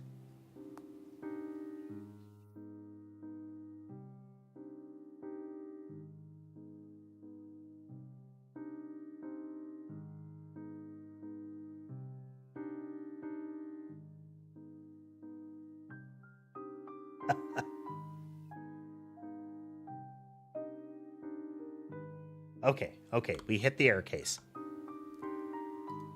What's wrong this time, Godot? Duplicate key.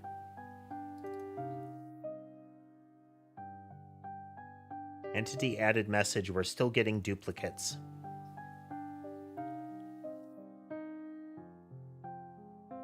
Okay. But how?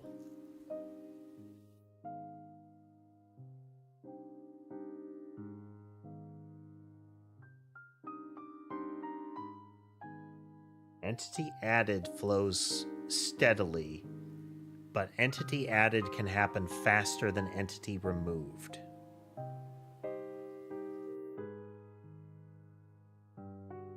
I thought we were only removing when we get to internal. There's add internal, where we are dequeuing.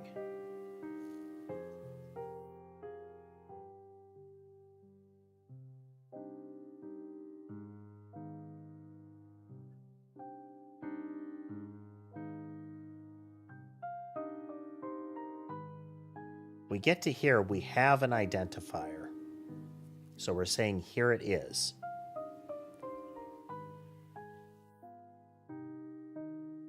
And remove entity internal is where we dequeue it.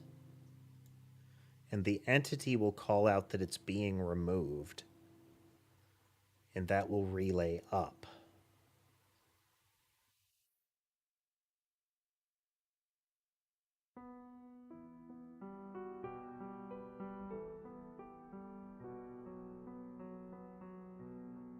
Tricky, tricky.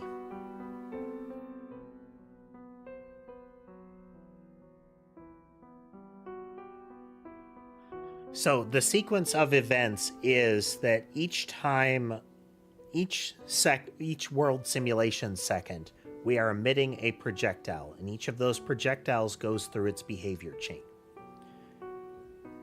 Part of that chain is that an entity will split, causing two more to be added. each of those immediately comes into existence.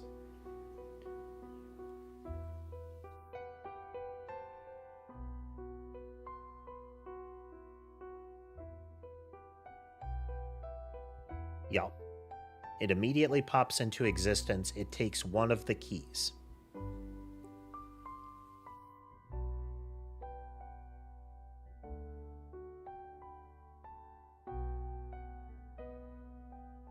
So we take that key there, we dequeue it. We add the entity into our own collection. We add it into the secondary collection. We set it active, and then we emit the entity added with that entity.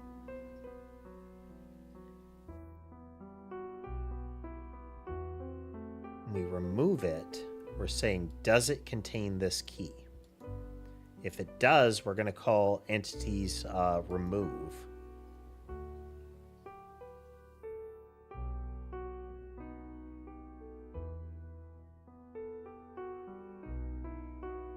Let's step through this here.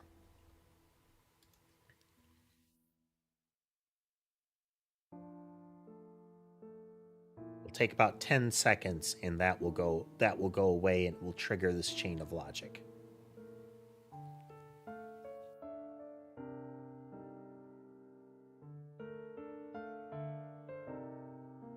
Or longer than that. I can't remember what I set them to.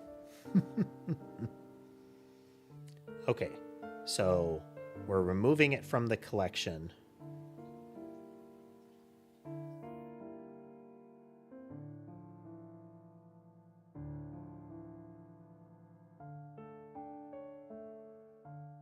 Is remove entity.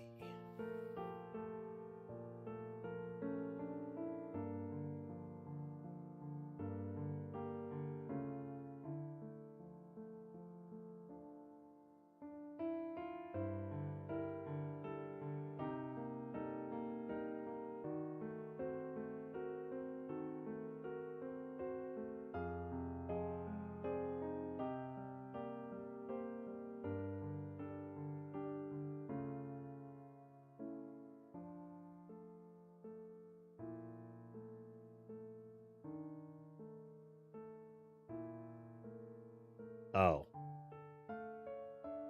No, that's fine.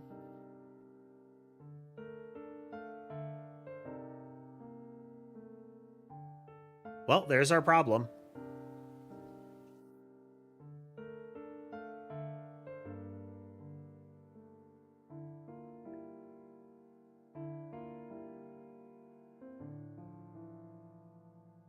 So you see how just some of those mice disappeared?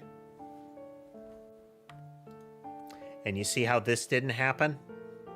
It's important that this happens. Okay, on collider remove, so then we need to go to close out all of that, down to you. On entity remove, then it will invoke remove.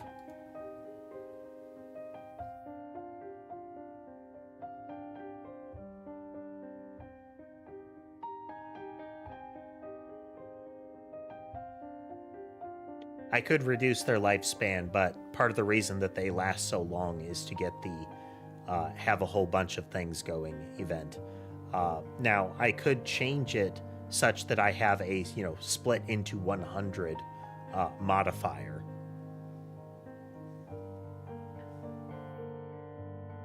Okay, it's never getting an entity remove.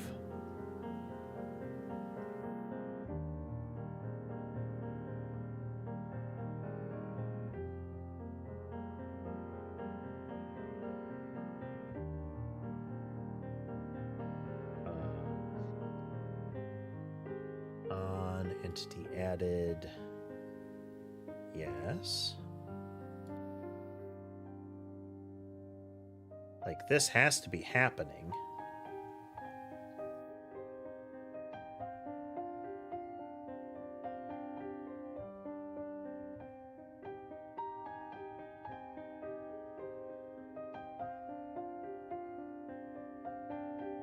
It's a better place to look for it. Okay, we're going to open up entity.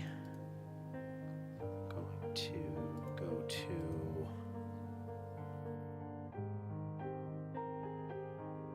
invoke remove.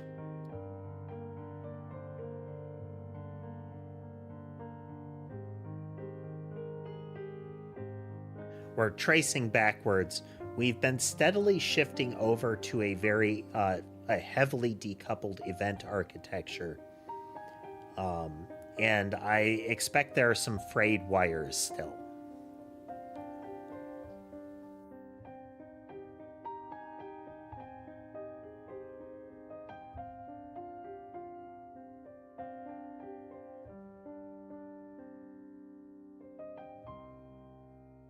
Entity visual sprite has it. That's the shadow of the entity. It's the room knowing that it's removed.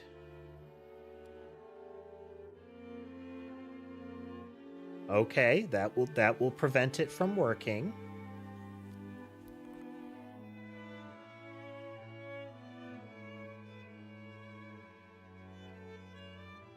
Update entity data. Oh. Okay.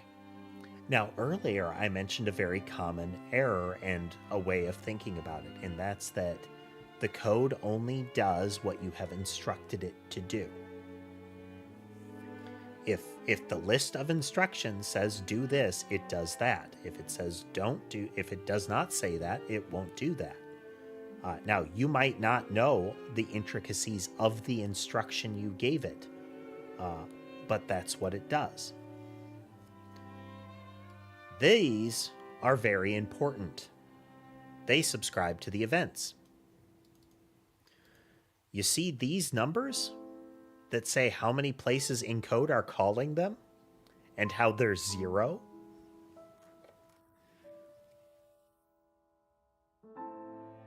That's going to make it not work.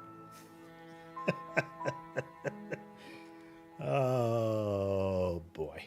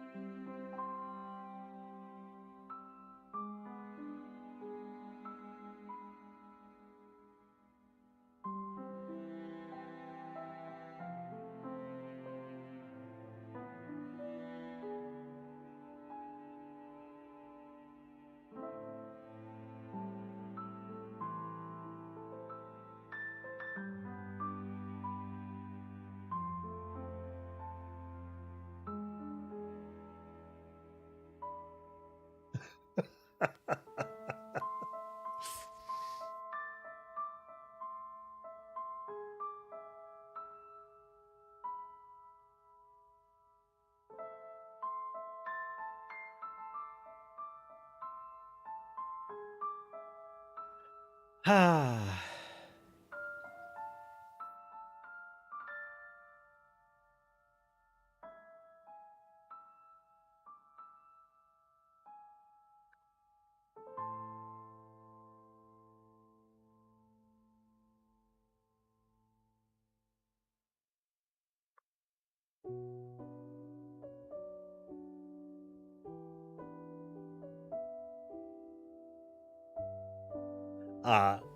On a related note, that kind of functionality is one of the things I like about using Visual Studio and other robust IDEs, is that kind of like, you're not using this code anywhere. You're not using this variable anywhere in your solution.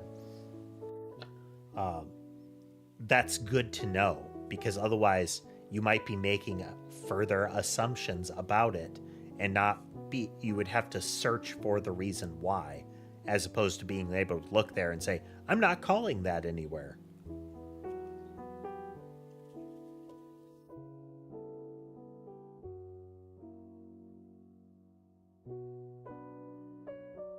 So we have to wait until some things start going away. These in particular will be the first victims.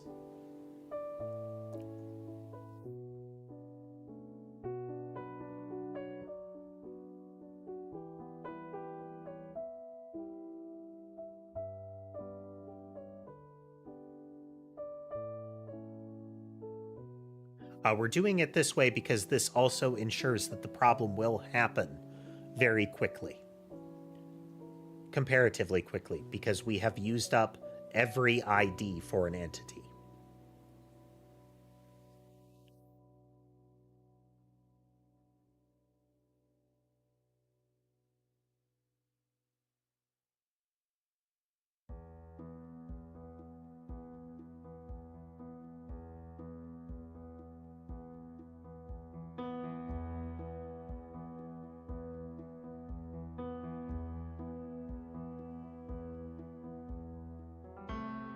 Now, if they actually make it so that a multi-mesh supports Y sorting. Okay, our first removals have happened.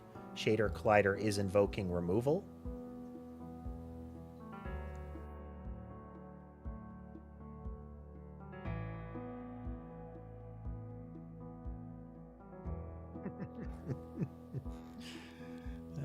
Ensures the problem will happen very quickly, yes.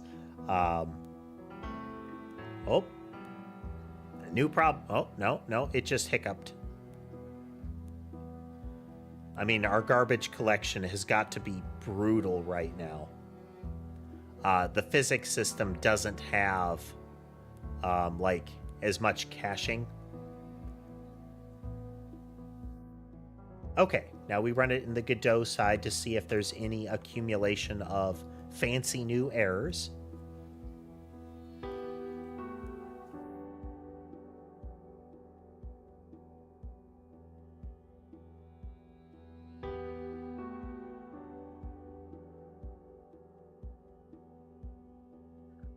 Okay, so this time we're going to get to 20,000, and then we're going to cut all the way back on the generation of them to make it easier for them to die off.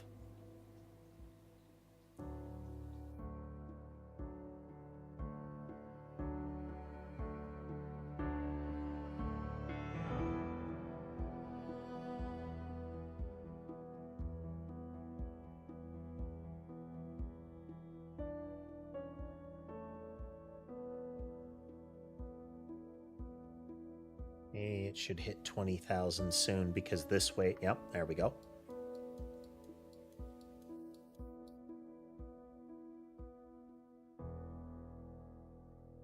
Now we're only going to be attempting to create one per unit time, so there is less of an overhead of the projectiles trying to, or at least the spawner trying to emit projectiles that are trying to create more. Technically, I would have wanted to do that earlier before it hit 20,000, because now that I think about it, that was meaningless. But, you know, any time now.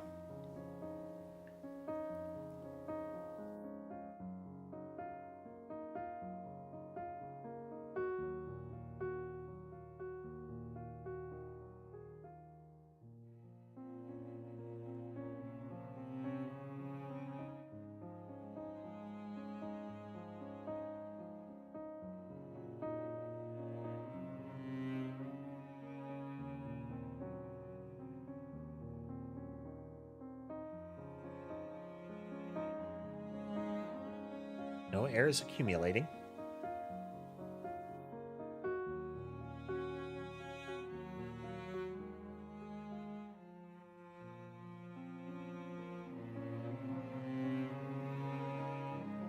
Gameplay, so I was asking as far as like what kind of game are we looking at? It is going to be a survivor style game, you know, piles o' monsters coming after you. Fire wildly. Okay, no air there. No air there. They have faded out. Okay. It's just we have a big, ugly bit of garbage collection to do during that. We need to have caching of the all of the little bits, so there are fewer objects being released for garbage collection. There's going to be fiddly elements to that. but it is doable. It is doable. Okay, let me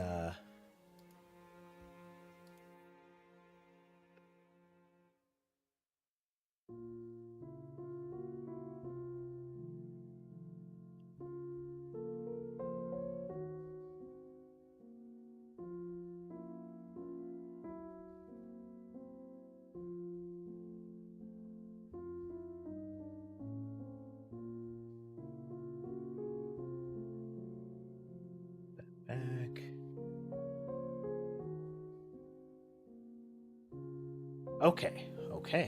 Okay.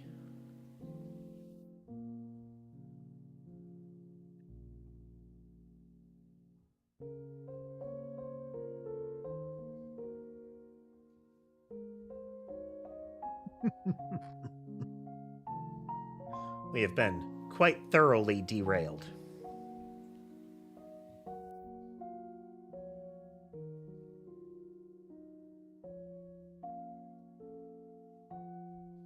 All right, let me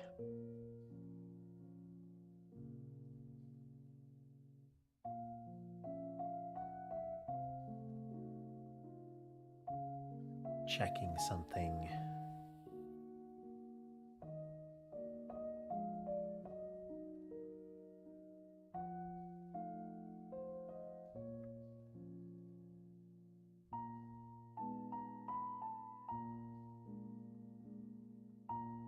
Okay, atomic.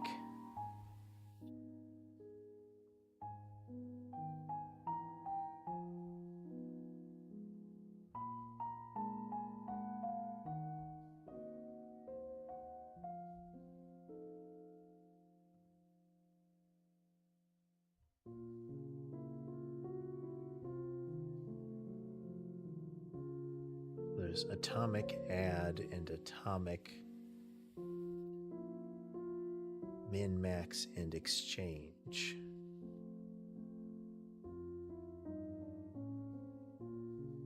That's what we need. Okay.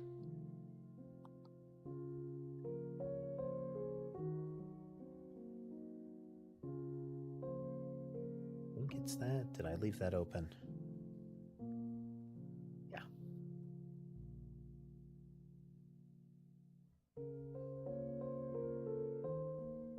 To the thing and how much. Okay.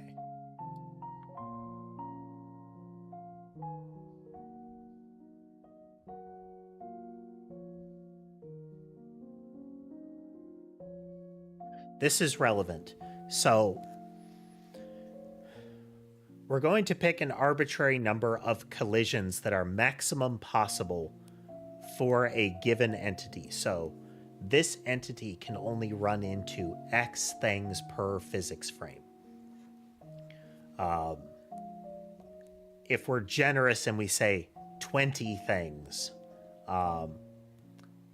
that would primarily only occur for explosions. Could that be a problem later? Yes, but that's a value we can fiddle with. We could even use some more local invocation stuff. Anyway. Is that here? Go over here. There's a problem with the GLSL.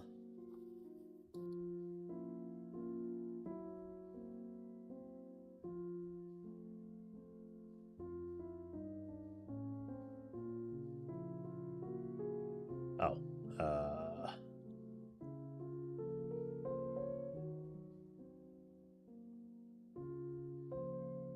can I do this?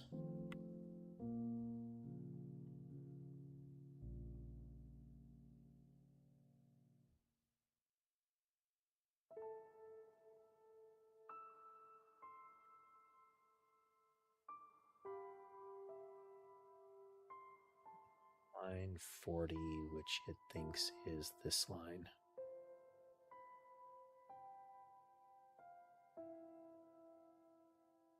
Okay.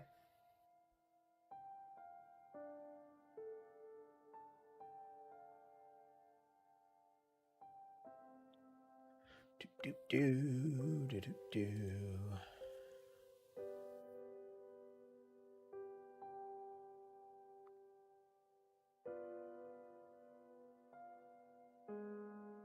We can solve that.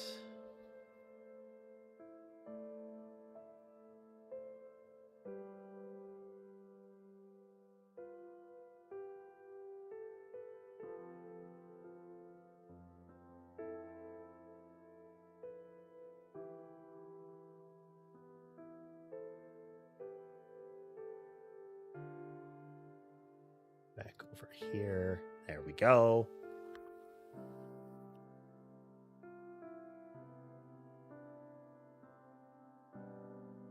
On game start step in here, down here, run this.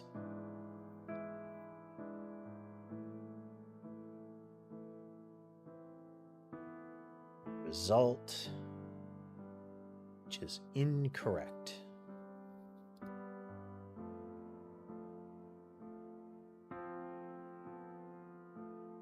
We are getting numbers.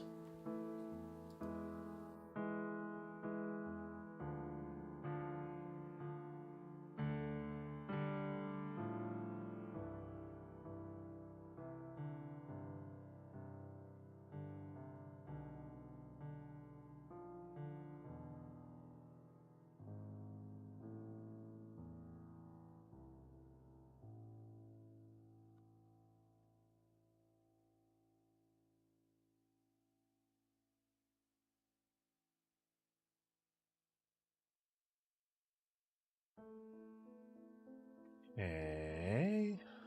On.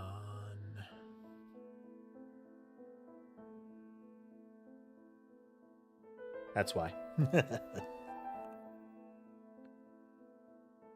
I was casting it to the wrong value type. Once more.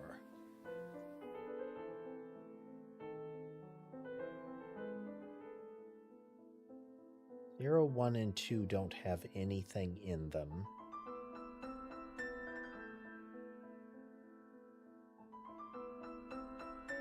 And there are several with zeros still.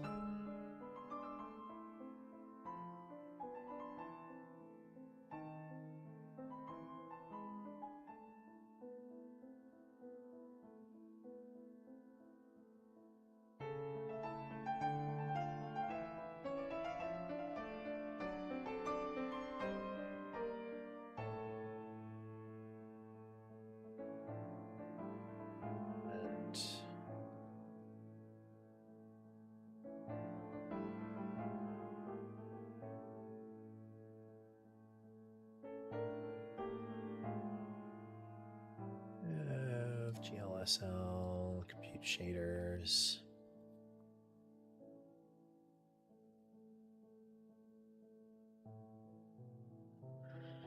Zero to less than.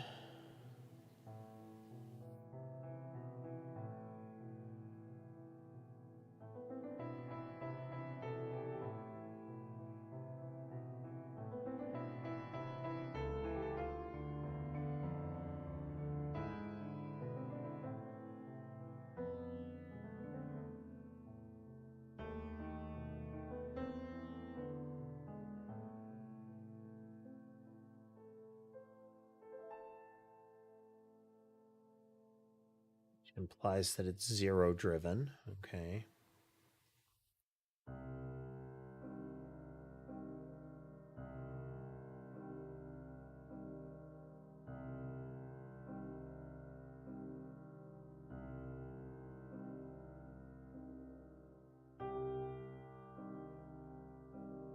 Why would 0, 1, and 2 not be getting set?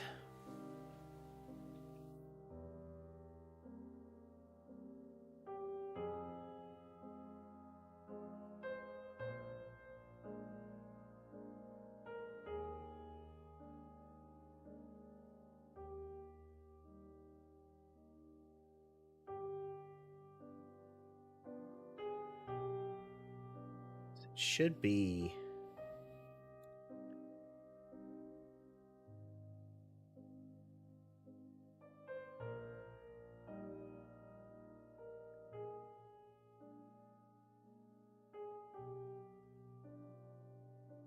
This data.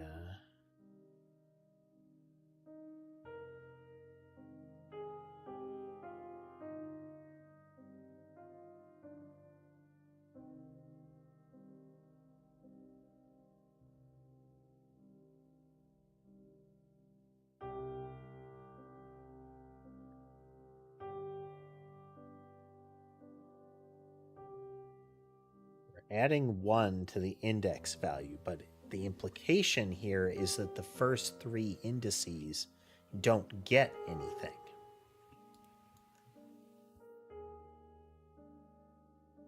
But the fact that it's the 4th index that actually gets values doesn't line up in this regard.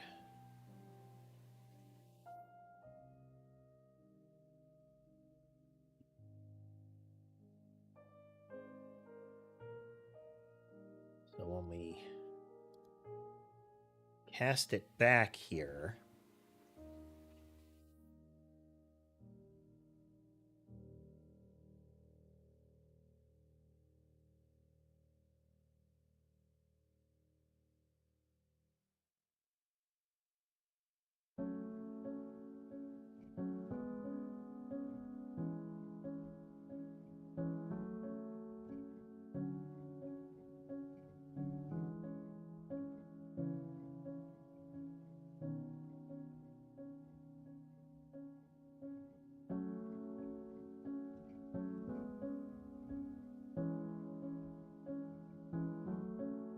still 0, 1, and 2. The first 3 are blank.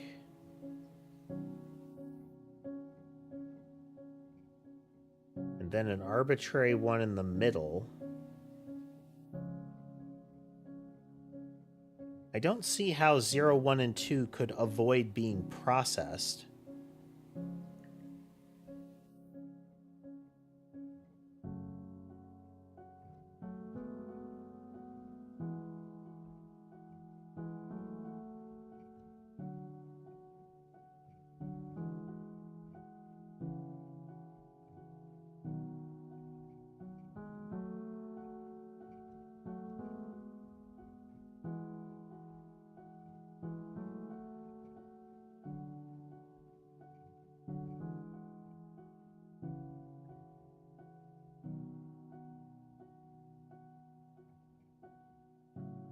And investigate is 1.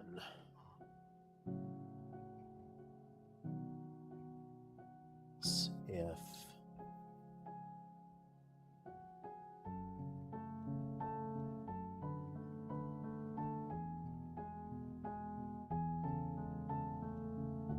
I actually commit that. Okay.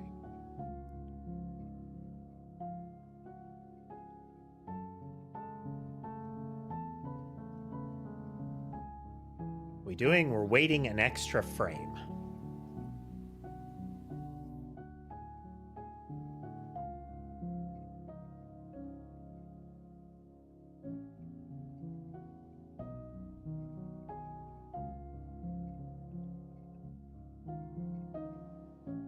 Wow, that made it worse.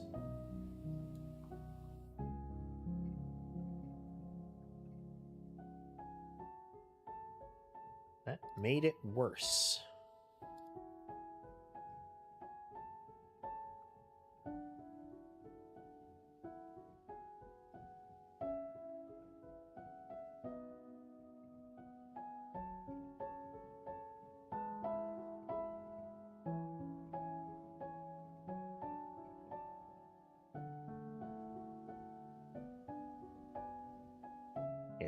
You reveal the Godot editor with the shader editor open.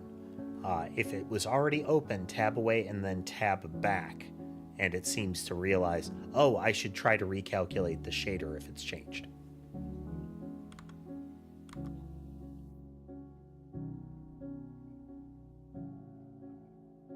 Okay, no immediately apparent errors.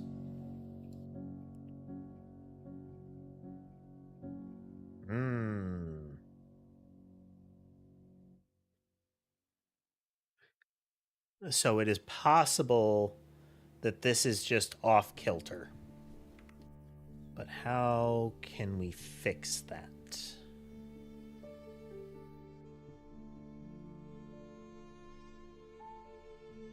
I'll put test bytes.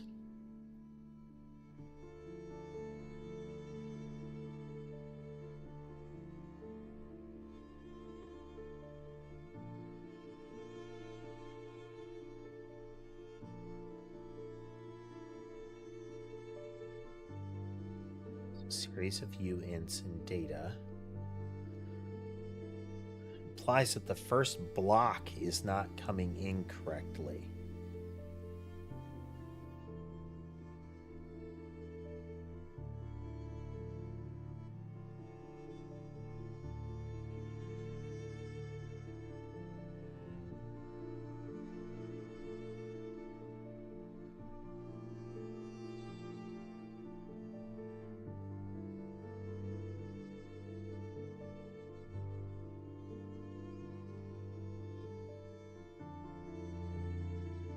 Local sizes in chunks of 20.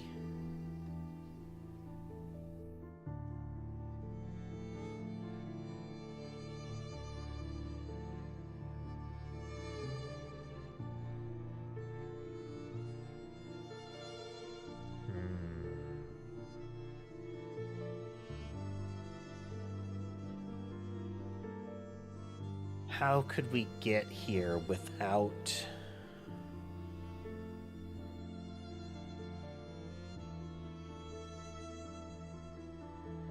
Because the first thing should be 0, 0, 0 here. And then 0. So our index should be 0. Then we're going to iterate through the data size, which is the whole length of the test data.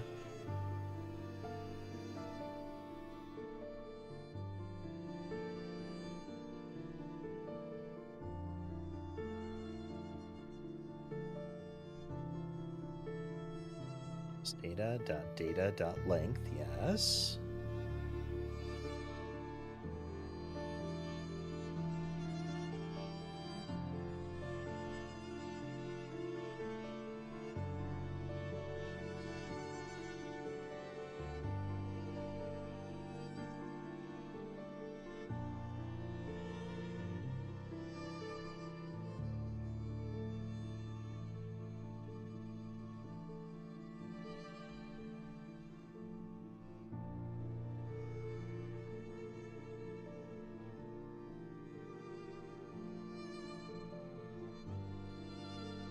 It's not like that goes away.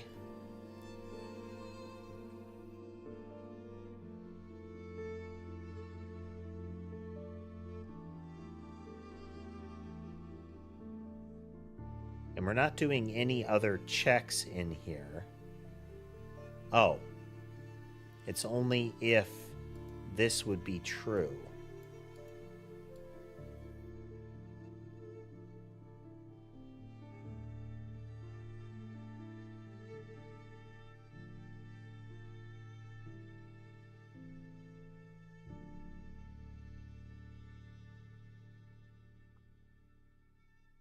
Be that silly?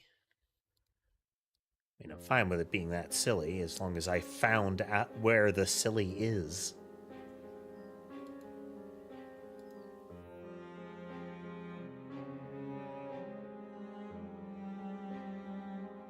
Okay. Okay. Once again, it follows the instructions. You know, the result is the compiled instructions. If the instructions include the wrong thing bit compared to what you think is going to happen, then you'll get the wrong thing. Only if a collision would be detected would it go through. Now, we're not checking for active, so all of the values otherwise are 0. Which means that they're all on top of each other, so they all collide.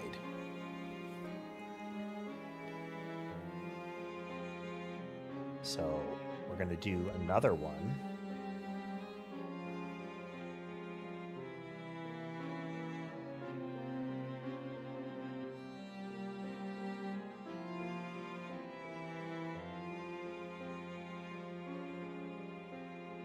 if collider.dataIndex.active or collidable.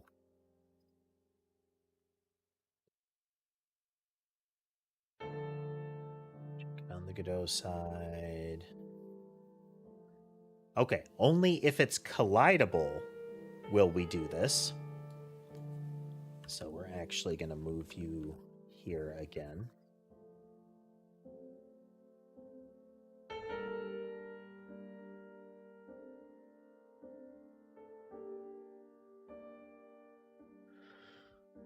Okay, so at the start moment, the first things to exist should be the door, the player, and the spawner blob. But we're getting a 0 right away.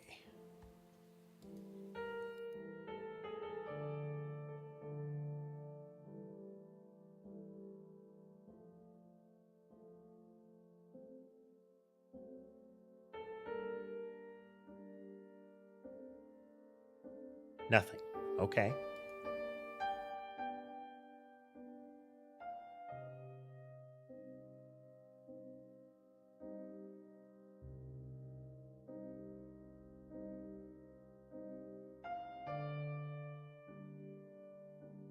Oh, well.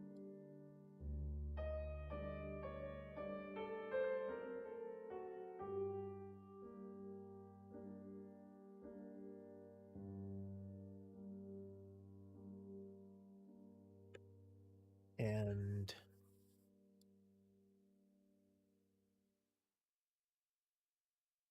that is a Boolean. So that should work.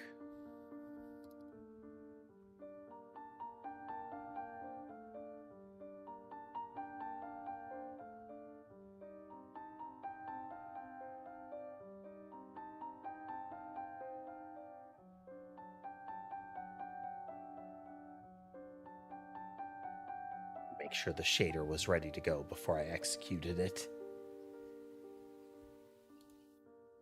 There we go. So we run the player, which is almost universally what 0 is going to be. And it's going to see two other things, the spawner blob and the door. So then the next one is going to see two other things, except that it won't look at the player. The player has already been paired with the first thing. So it will look at one, and the third thing won't look at anything because all permutations are now covered. Yay. Okay, so this is the basic check, is first, are we in bounds? And if we're in bounds, is this something that can collide? If it can't collide, we don't care, skip it. This is what happens when an entity is removed or otherwise prevented from colliding, like it's got iframes or something like that. That can cause it to be non-collidable. Then we're going to check all the other ones. If one of the other ones is collidable, then we'll do a distance check, and we are going to move this logic into essentially a switch based on the shape. Shape 0 is don't do anything with this, skip it, there's a problem in the config. Shape 1 is a circle, and in a circle, dimension 1 is the radius. And, you know, with a square, it would be height/width, pairing. In a capsule, and in a square or a rectangle, there is also a rotation. In a capsule, it's radius and length, so that you can determine like how long the whole thing is, and then if you remove the diameter of the resultant circle, that gives you the size of the rectangle that runs between the center of each circle. And then again, there would be rotation, but we're not touching rotation just yet. We're starting with circles because circles are easy.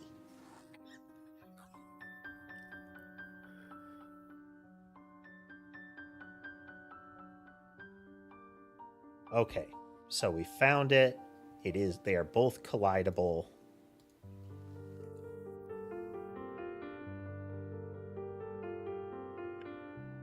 And so it's going to be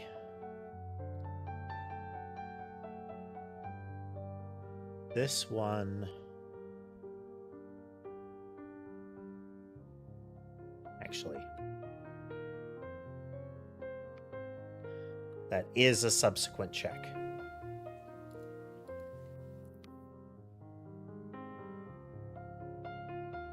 Cool.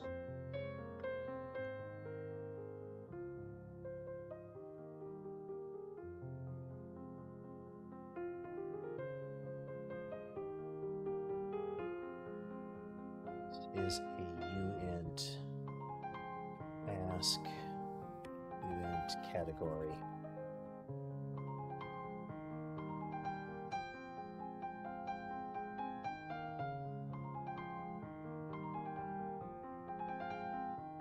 Turn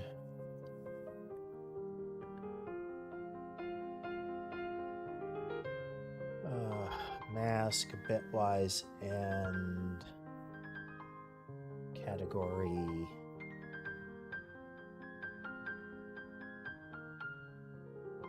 can we get away with that? No.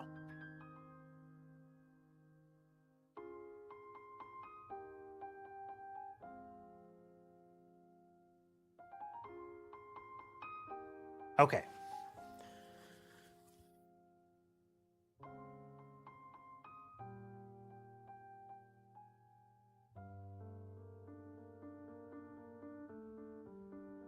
So we're going to have two collision checks. One for index to I and the other for I to index. Okay. Check a couple of things here. Buttons. And one more. Okay, quick break, and then we're back to it. Yes. And this one goes here, and be right back.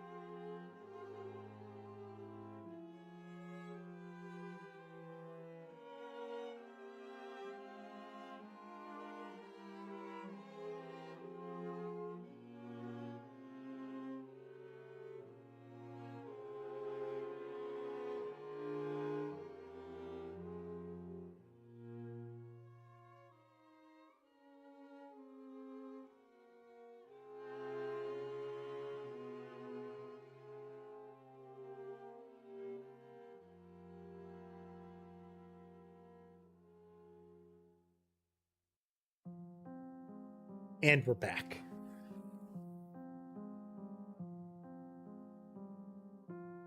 We'll change that to can collide.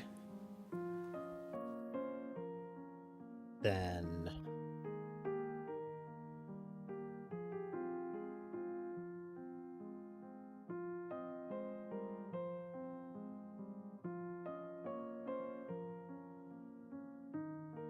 there are so many permutations we're going to be dealing with here. But this should still be viable.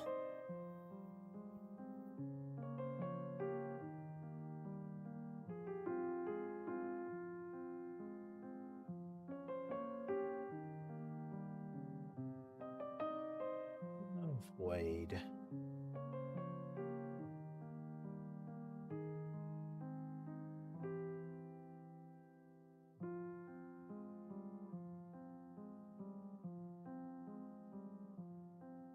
Uint from uint to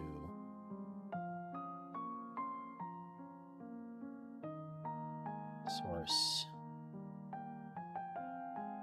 target if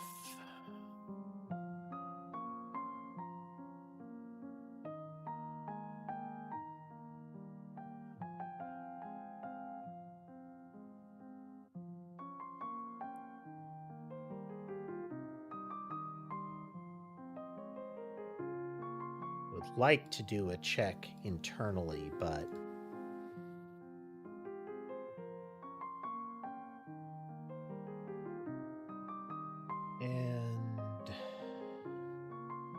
okay, they're both collidable. I think this is still viable.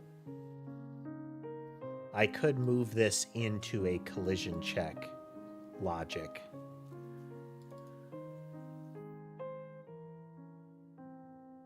Because this one short circuits a whole bunch of things at once. This one is only relevant to this first check, so we're probably just going to do this. If can collide.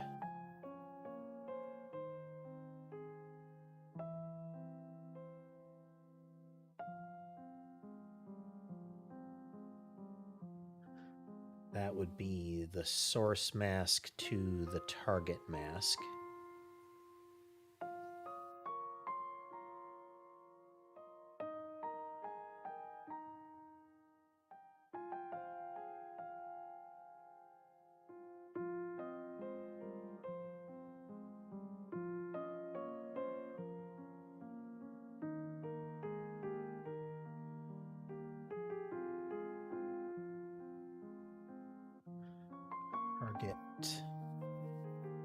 Targfet.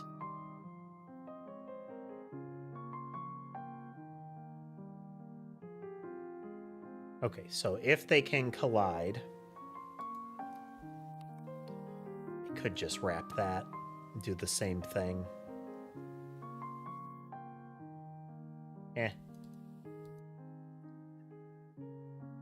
If they can collide, then we're going to do this. So we have a switch here.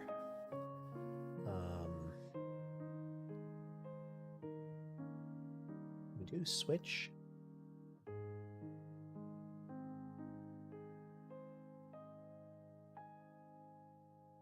We're going to run with the assumption that switch is actually slower than cascading if often, because you still have to check each case on the way down in a lot of switches.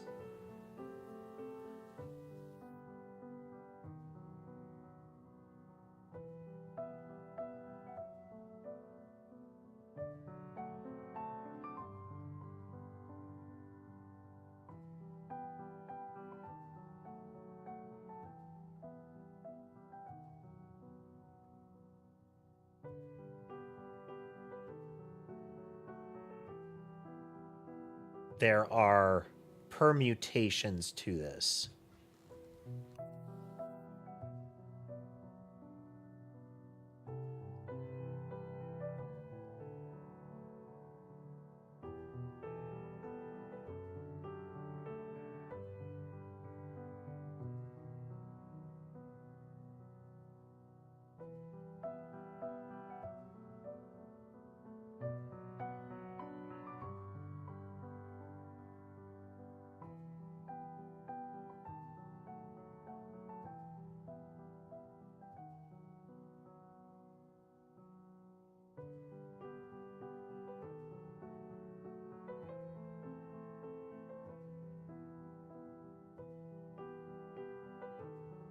to just do a return here.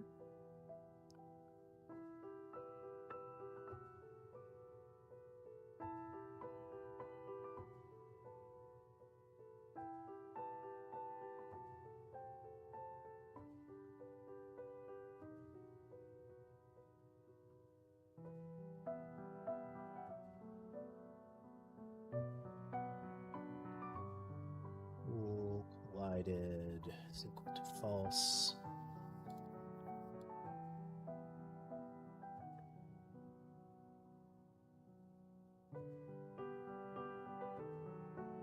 Source target.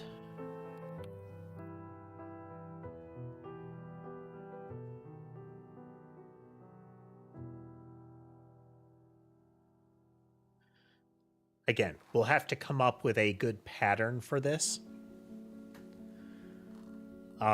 Because every shape creates permutations against every other shape.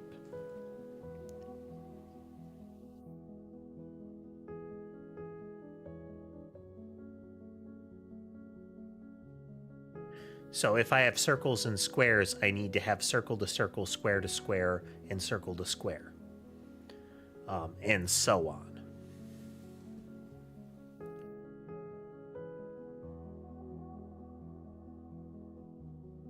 Source, target.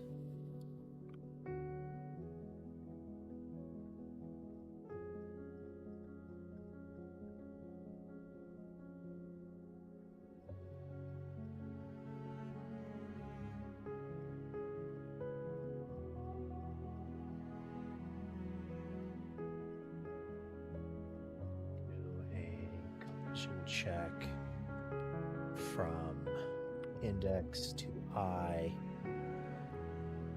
Say if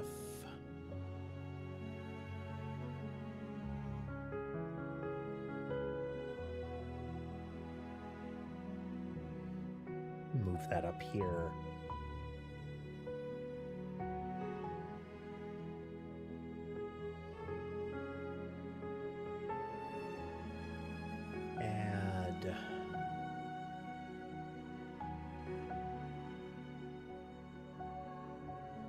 Test data, index, and 1. Come here.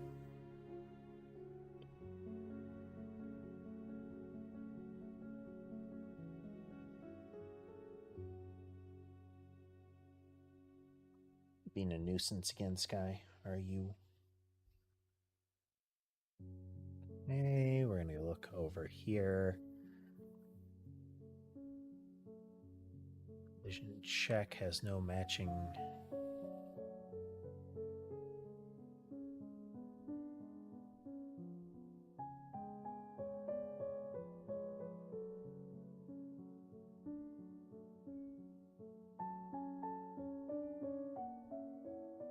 Vision check has a source to a target and is a Boolean. We have a source and a target. Both are uint values here.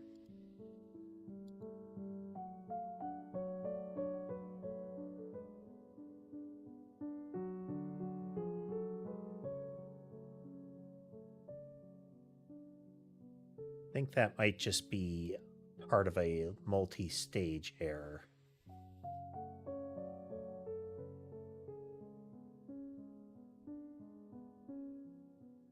First one is on 36.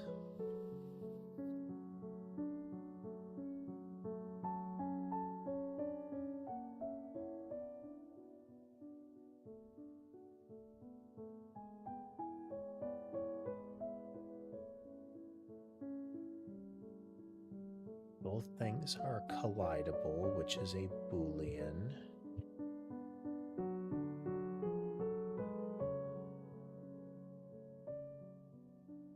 Left-hand operand of type restrict global bool.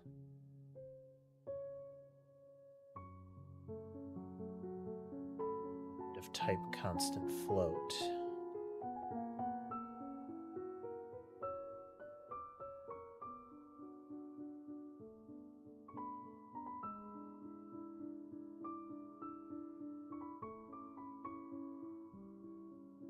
Okay, there is something about the return here.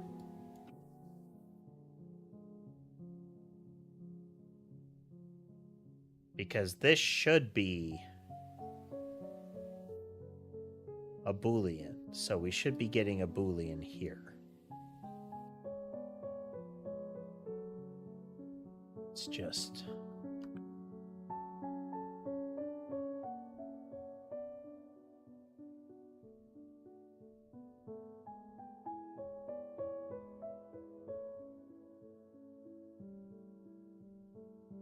Okay, we needed that wrapper here. And on... Still on 36, which is kind of 37 here. It still considers these...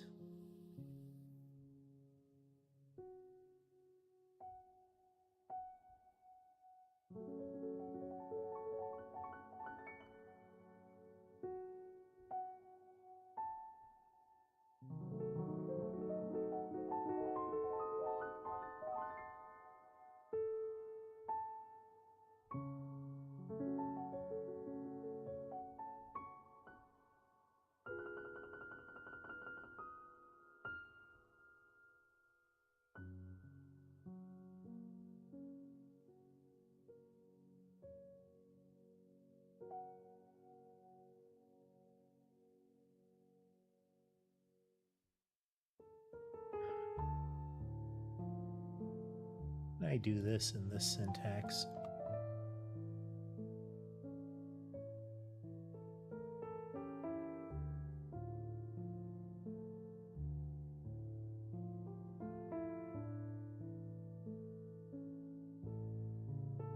Do I need to do this in this order? Forgot which era we're living in here.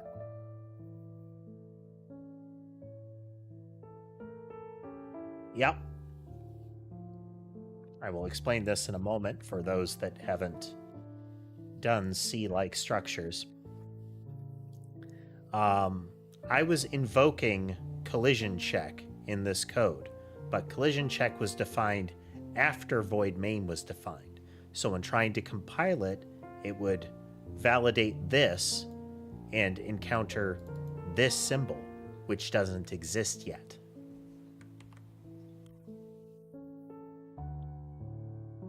So we shouldn't need this. Yep.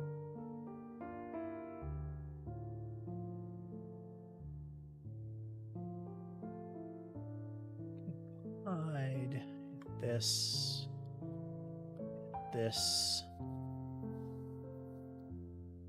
Good. Looks cleaner that way.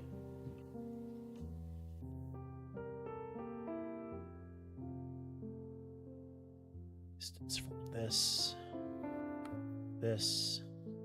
is equal to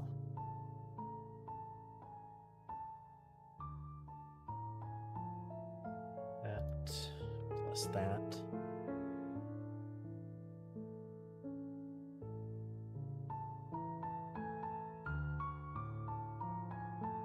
And then in the manager here,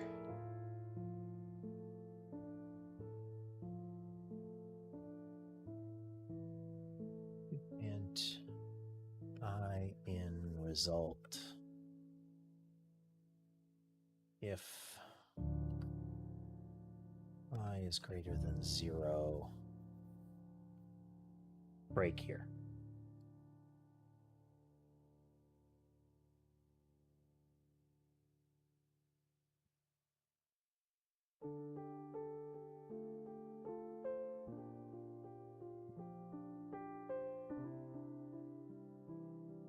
These don't actually collide because they're a different type.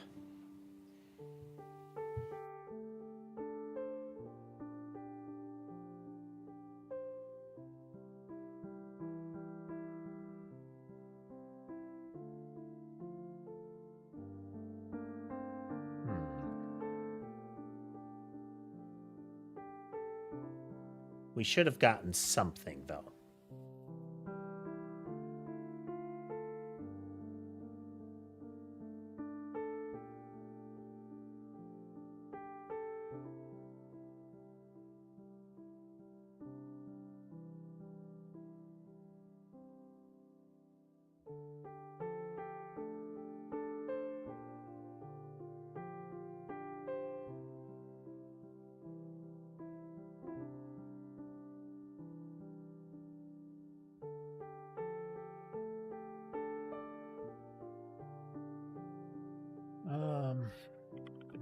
X is equal to 0. Make sure that we're not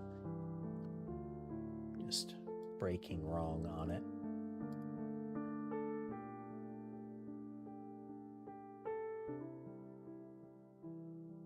Because the bullet can't collide with the player. The player can't collide with the bullet. But in theory, that should have been the case because this is actually an enemy. That's not an enemy.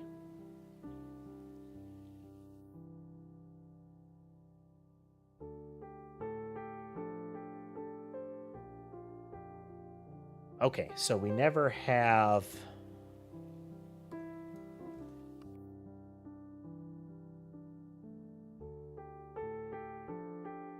We're never having greater than 0. Let's...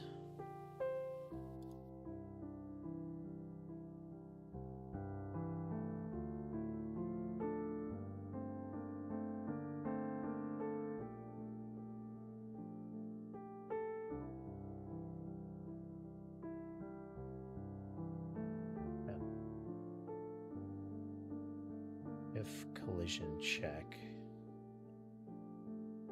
we increment the test data index by 1.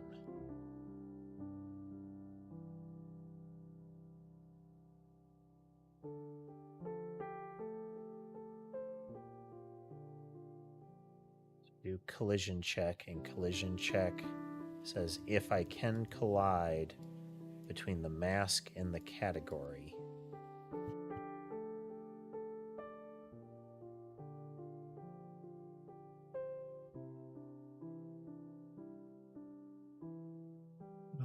we go into the collision manager and go here again.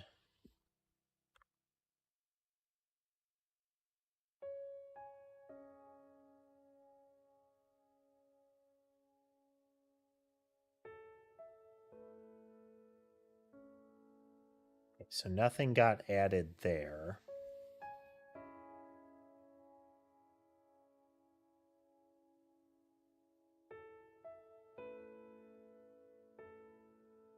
This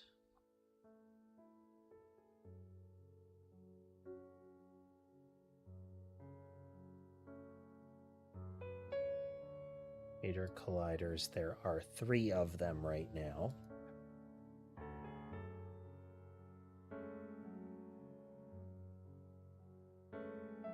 One as an entity, this is a player. Category 1 and a collision mask of 0. It collides with nothing. Second one is the shader is a door, which only collides with the player.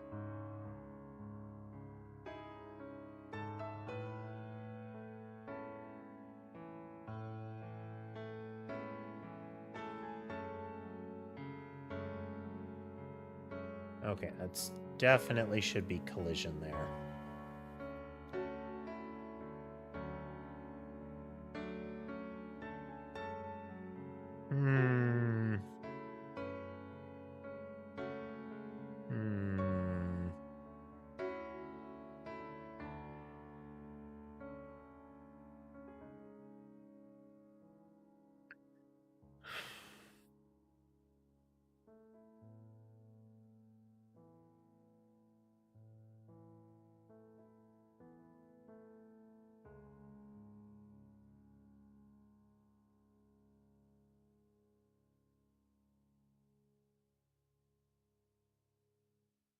Okay, so result has nothing. That's okay at the moment.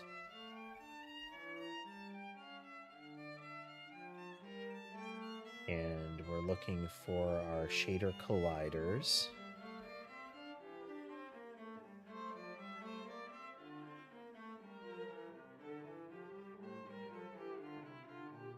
So there's our player.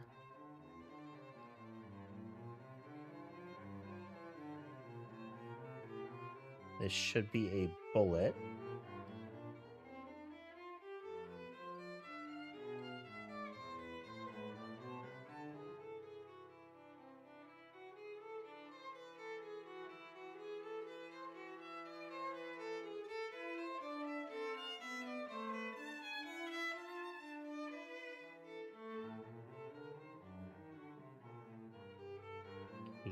should be a visual key. Yeah, wind up mouse. So this is a bullet, which has a mask.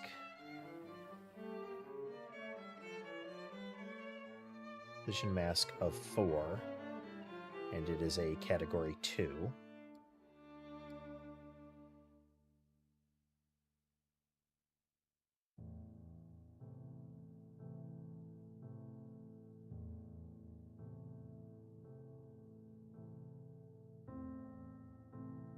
Through category 4. Okay, so this is an enemy. It collides with category player.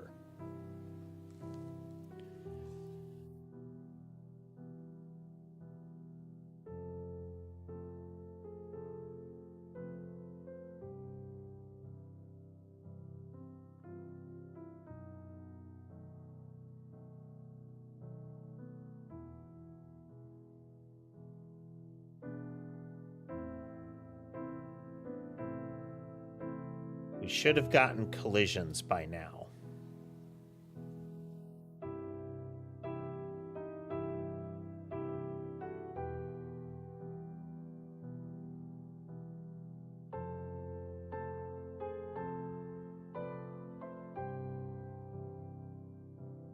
Okay, our shader collider is still circle. Values.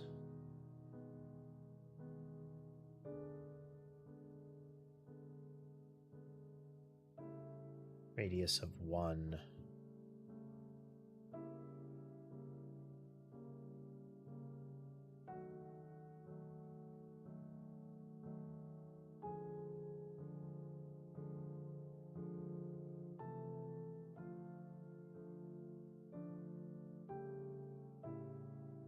Collider.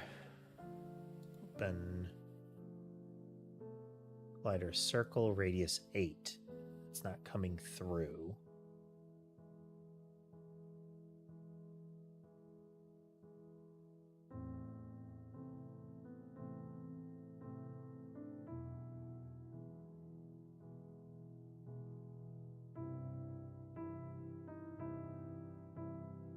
Shape is 1. Radius is 8. Double check spelling. Which is in collision, shader, collider. Here.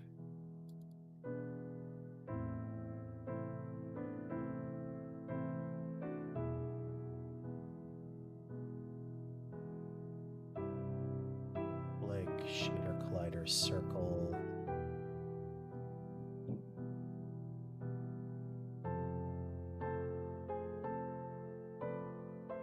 Sound constructor.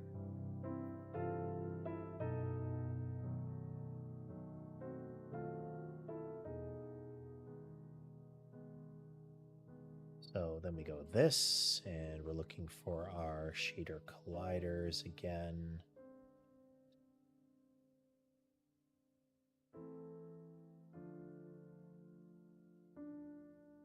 These are now shader collider circles, and their radius is still wrong.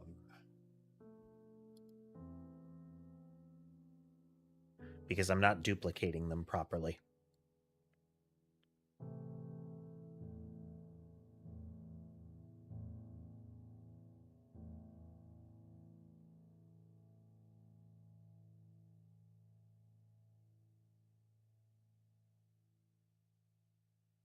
It shouldn't matter because their dimension should be correct here.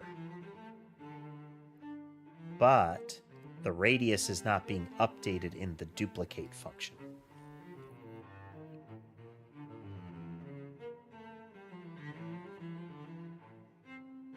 Public override. Duplicate. Yes, hello, Sky. Hello.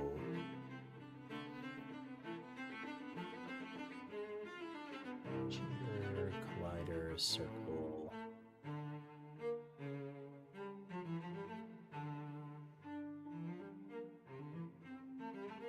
Duplicate is equal to base.duplicate. as a shader collider circle. Duplicate. Radius is equal to radius. Yeah, I acknowledge you. I do. I do.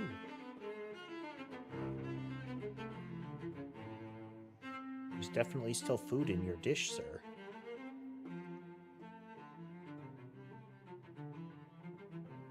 Make sure your chin is all clean.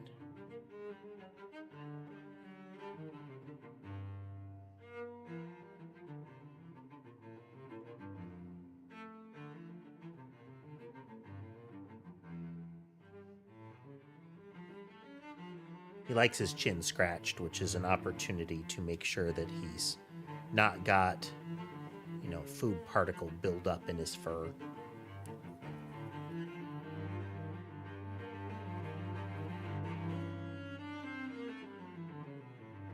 There you go. There you go. Turn the duplicate. Run it again.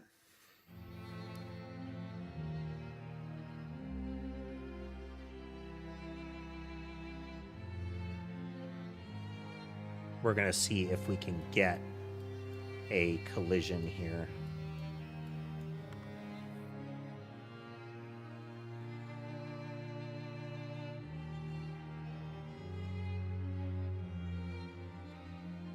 No collision recorded.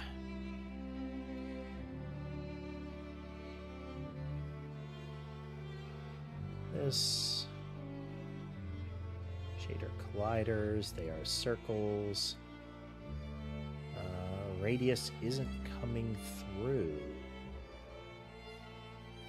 So one possibility is that they're not precisely striking the target because of the movement.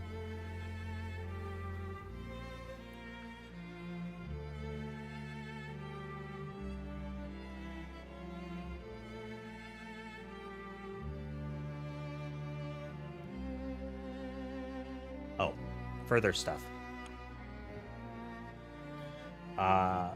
This is some of the nuance of the JSON here. Get, set.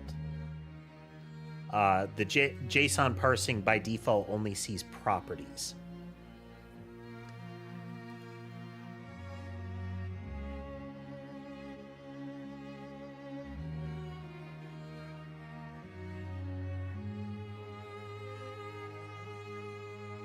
Should definitely be able to collide, but they're not.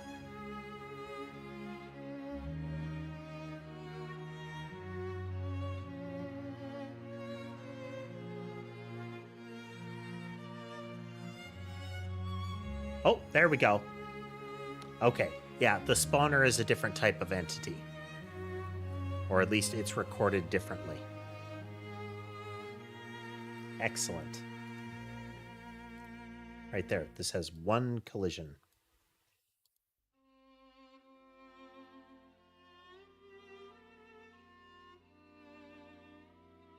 And bear in mind, we're doing 20,000 iterations on that each time.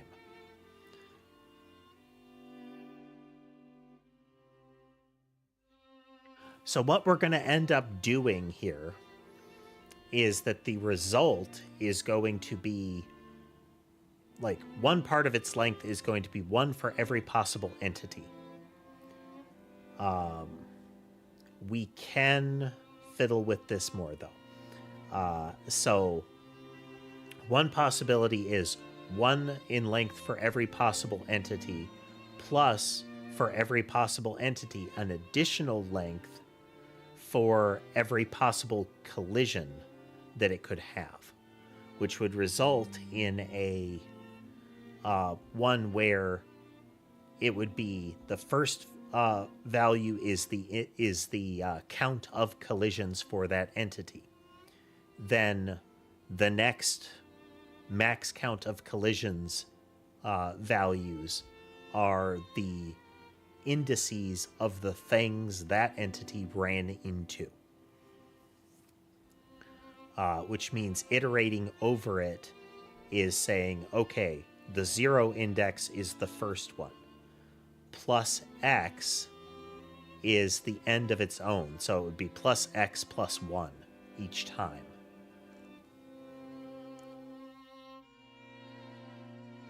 Kind of. Alternately, we could have 2 more collections for output, but that starts getting us into shaky territory.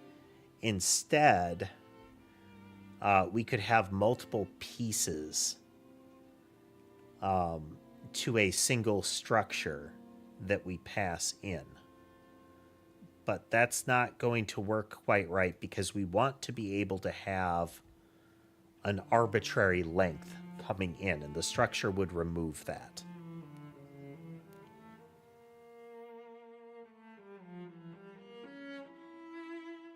But more buffers is technically more expensive because we have to retrieve them each time.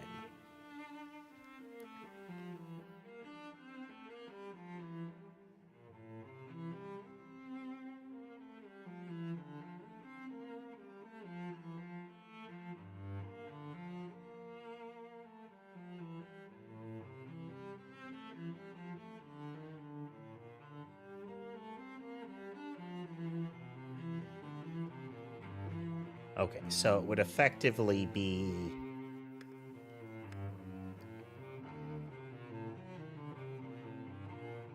zero is equal to the count, and then 1 through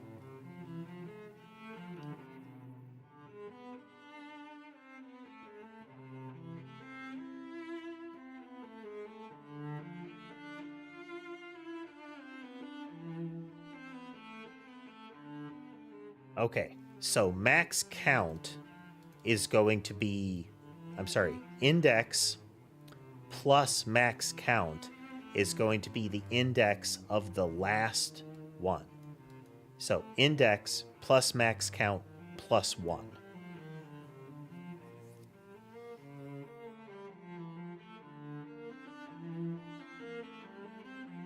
And each entity accounts for 1 plus max collisions values.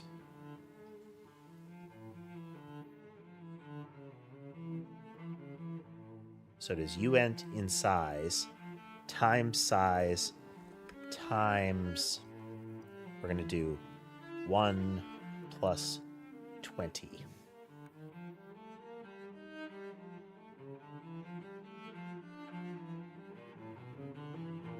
So it is enormous here. And we're not just going to iterate over I.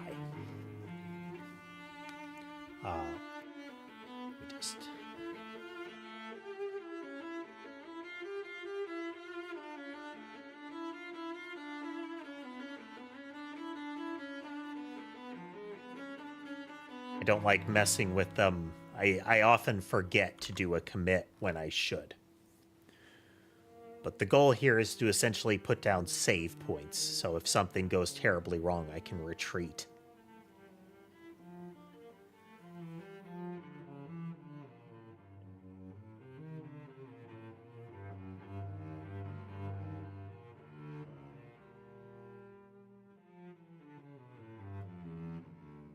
Uint location.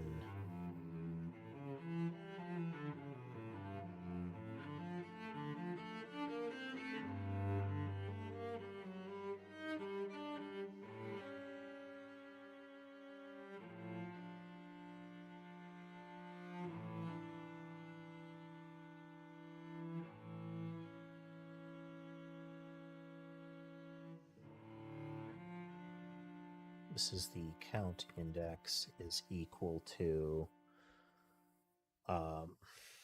index times 1 plus, I think it was 20 that I put there, right?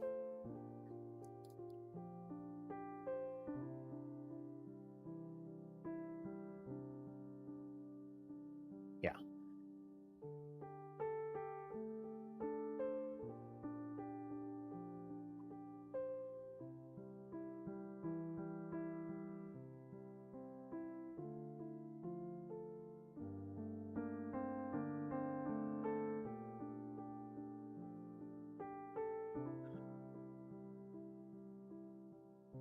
Okay, we are going to atomic add it so we know what the prior one was.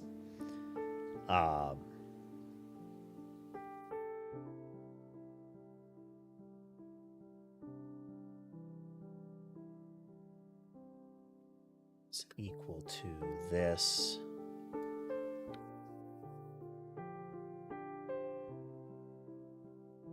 We're fully spelling this out. We could condense it down, but we're not yet.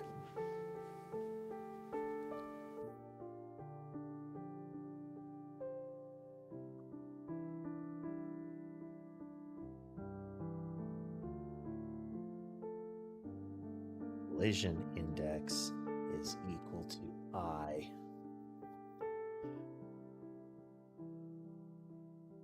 Okay, this should create a listing of which things it collided with. So then we go into our collision check here.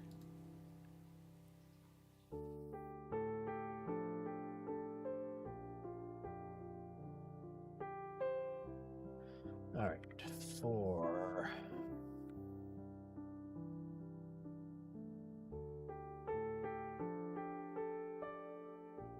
unit I is equal to 0, I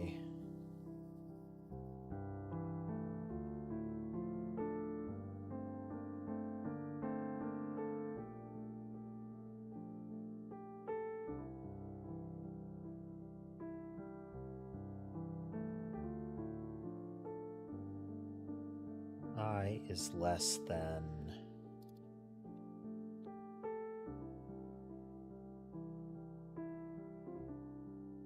length I plus equals 1 plus 20 for now. Okay, so this is iterating over the result span here. If result I is greater than 0, then we're going to iterate over that. And j is equal to I plus 1 is equal to, we're going to start with 0, j 1 is less than or equal to 1 plus 20. We'll replace that with a value here.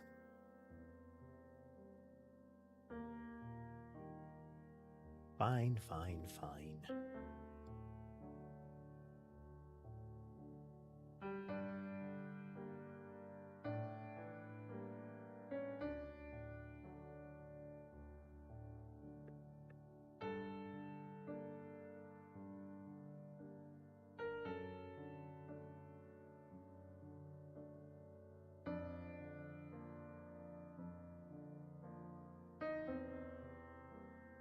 Yay.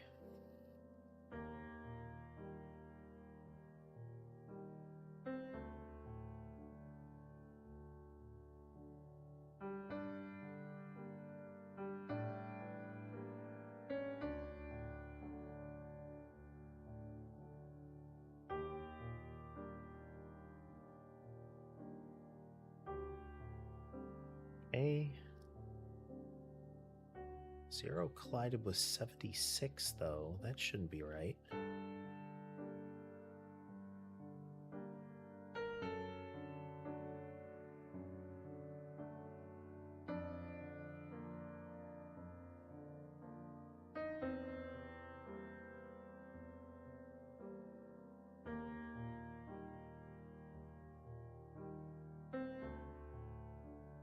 Index of the collider data, so 0 should be 0 is its count index.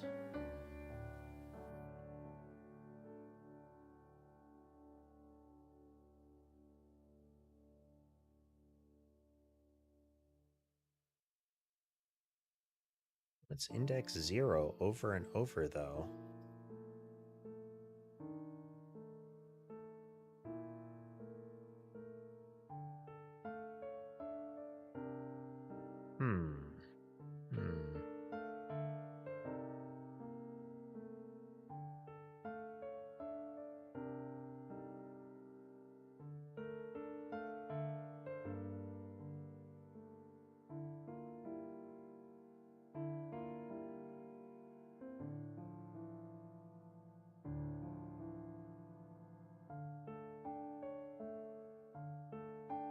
Would be 21, would it?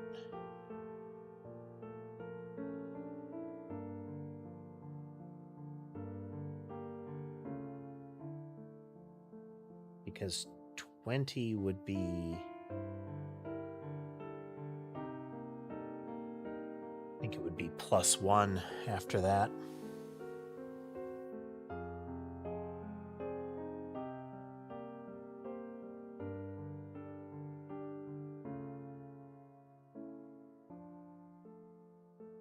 No, that's correct, because it's 1 after the count index that we're going, and that's where the 21 comes from.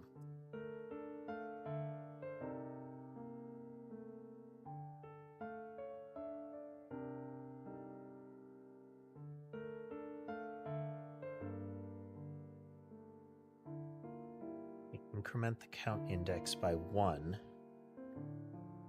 Oh, but count index could be getting messed with already. No, this is local. No, okay.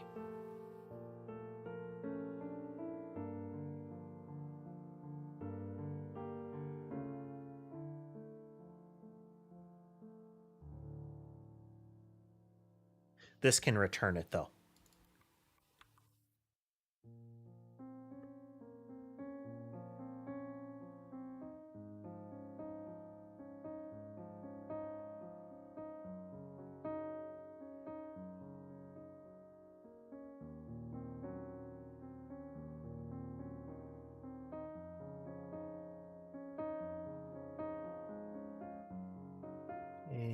Check for compilation. That should be fine. Here, and we're going to break on that.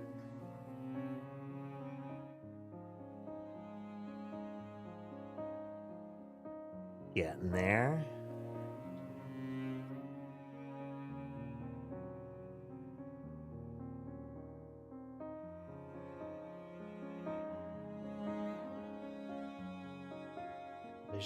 So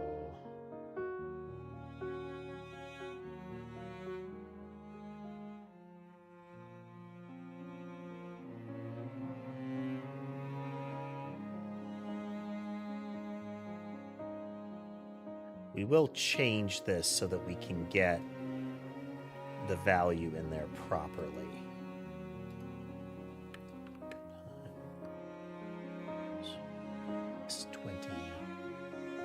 Less than length I plus equals 1 I times 1 plus 20.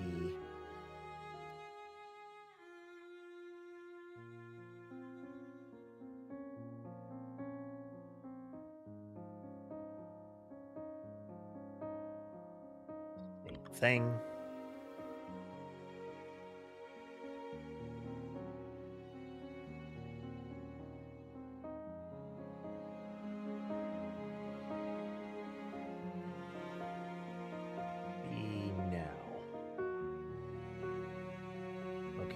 Item 5.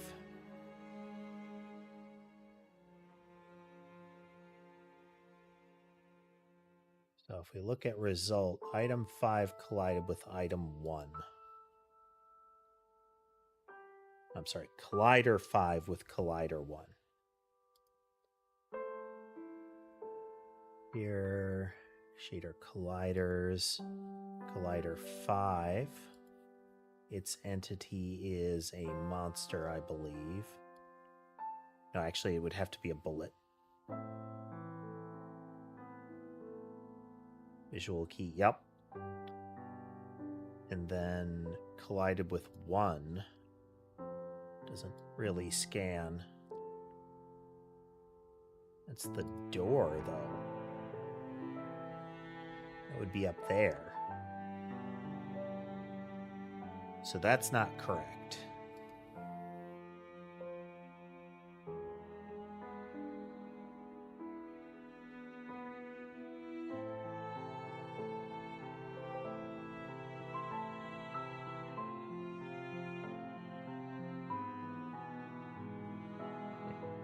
Five wouldn't be able to collide with one in that way, though, either.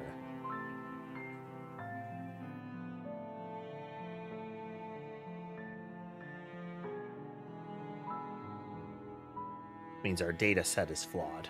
Our output is flawed.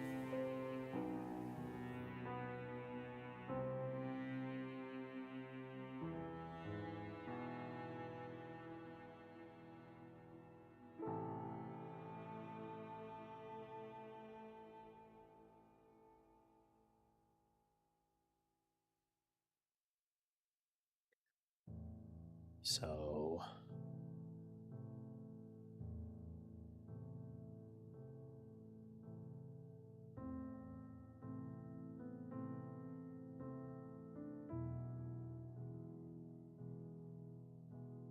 I times 21 is the count index.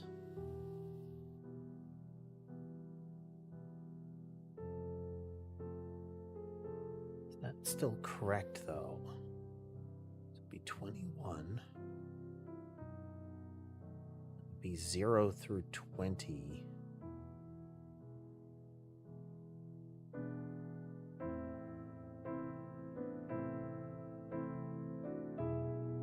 The first one is the count, and then the next 20.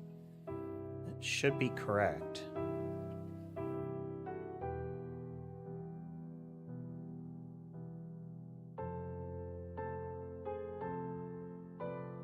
Atomic add.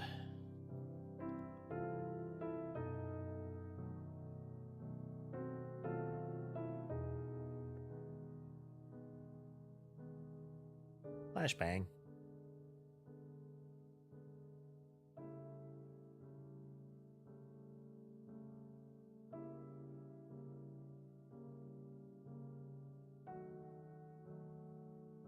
Put there, and then we return it.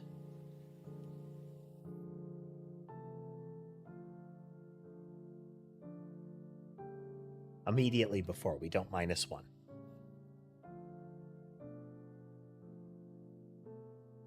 It's what it was.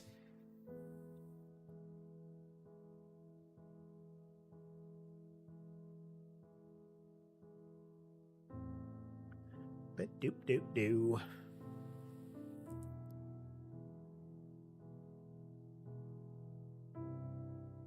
Wouldn't have made sense that it was 2 either.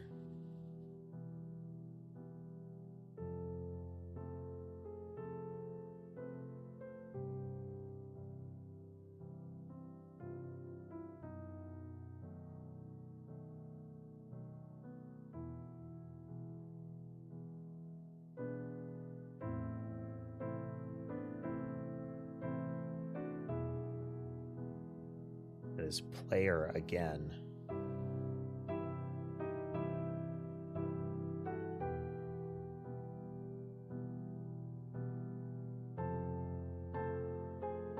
Yeah, 0 has 71. 0 shouldn't have anything in it.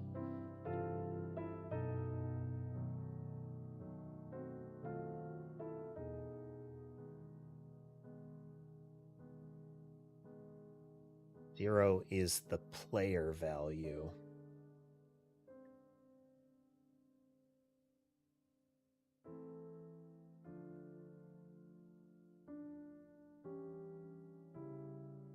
Oh, no.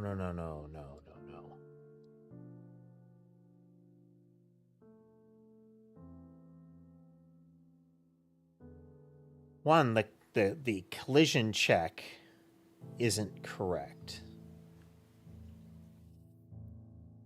Because right now we're ORing them together. We're ending them together which just means they have to overlap. They can collide with each other.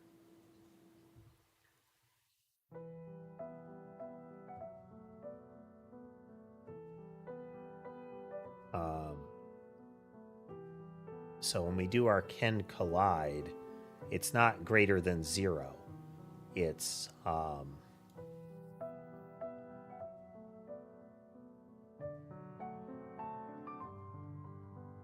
that's still not right. We need that the category contains mask.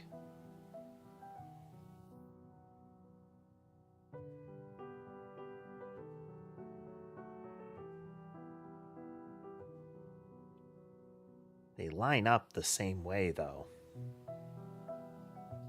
That should still only work correctly. Yeah. No, we should be good there.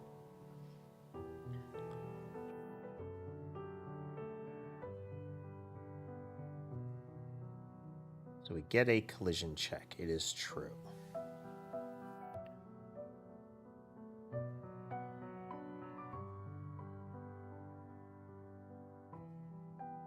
We could offset this entirely and just have them start in blocks.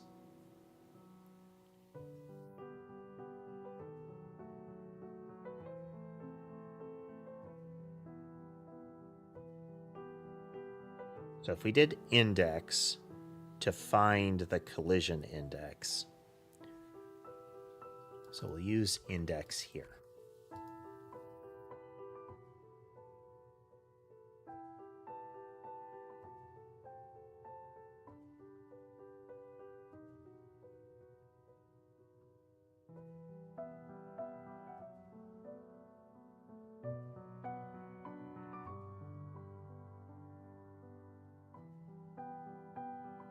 Data size is also not correct. We need collider data.data here.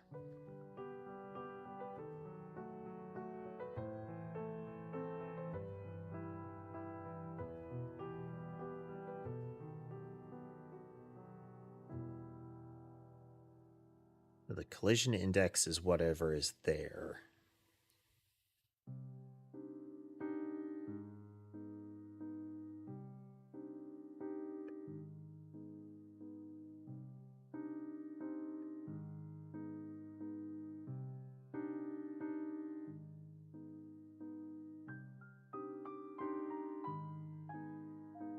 Plus data size gives us the offset plus collision index. Okay, that should be cleaner.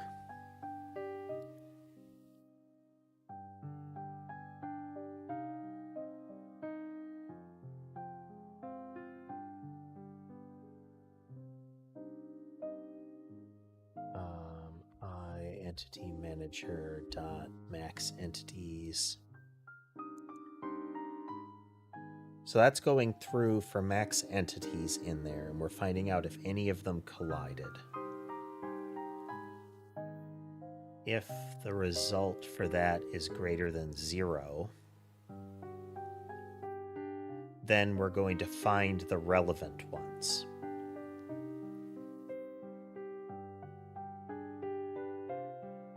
So we're going to start here.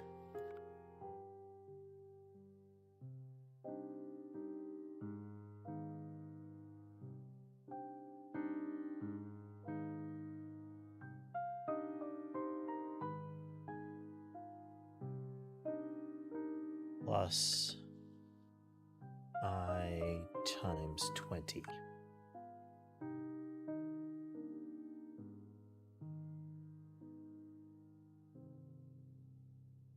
J is, oh, for j is equal to 0, j is less than 20. J plus plus.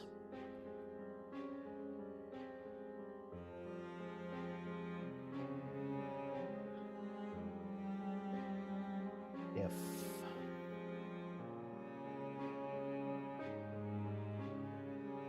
being helpful, editor.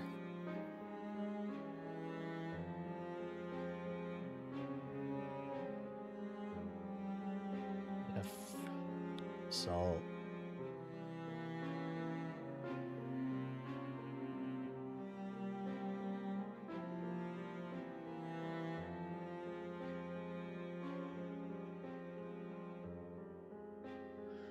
This is result of max entities here. So that's where we start. Plus I times 20.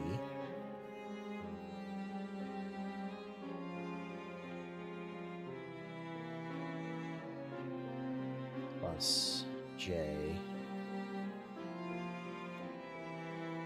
is greater than 0.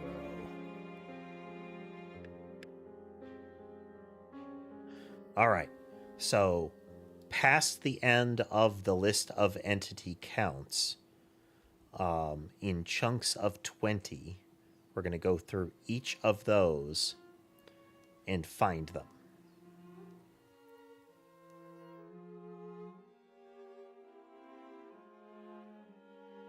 And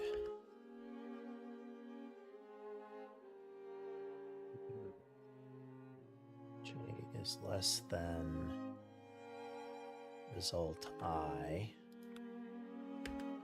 and J is less than 20. Only need to iterate over how many there are.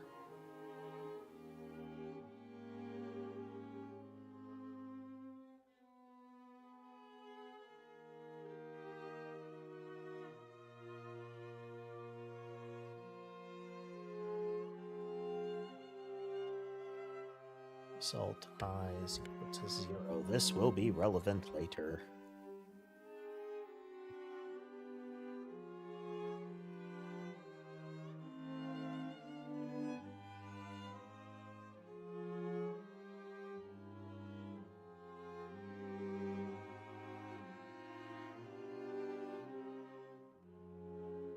Check.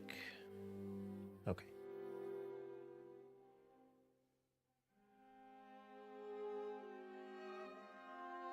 $1,003, 1,000, and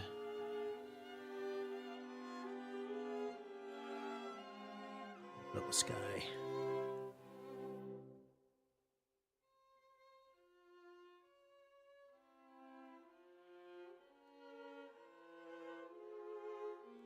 Okay, we are never getting collisions.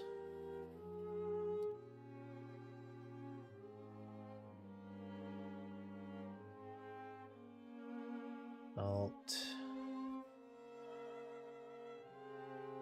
That run, and we are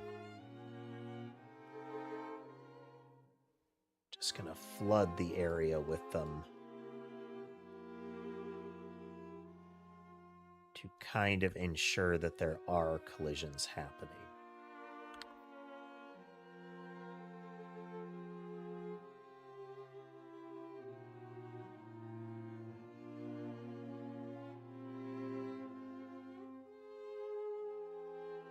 Okay, I think our math is just going to be off for this, so let's see here. I think this will be a good wrap-up point. I need to poke at this a little bit more. So, well, as is tradition, we did not get through what the title implies we were going to try to get through, but often we fix or adjust something that would lead to the thing that the title was about. So we are at the point where we are trying to get the collision information as smoothly as possible. There are going to be ways for us to clean this up further, but we'll have to see how we get there. Lots of ways we can go about this, but again, we're being tricky. All right, folks, I hope you had a good time watching with us today. If you like what you saw and would like to see more, remember to like, follow, comment, subscribe, all that good stuff. Those buttons are generally positive. I'd appreciate it if you press them. If you'd like to consider financially supporting the channel, you can do so through platform-specific means like memberships and subscriptions, as well as other options available through the link tree that can be found in my video descriptions and bio. With that said, though, I hope the rest of your day is good, and I will see you next time.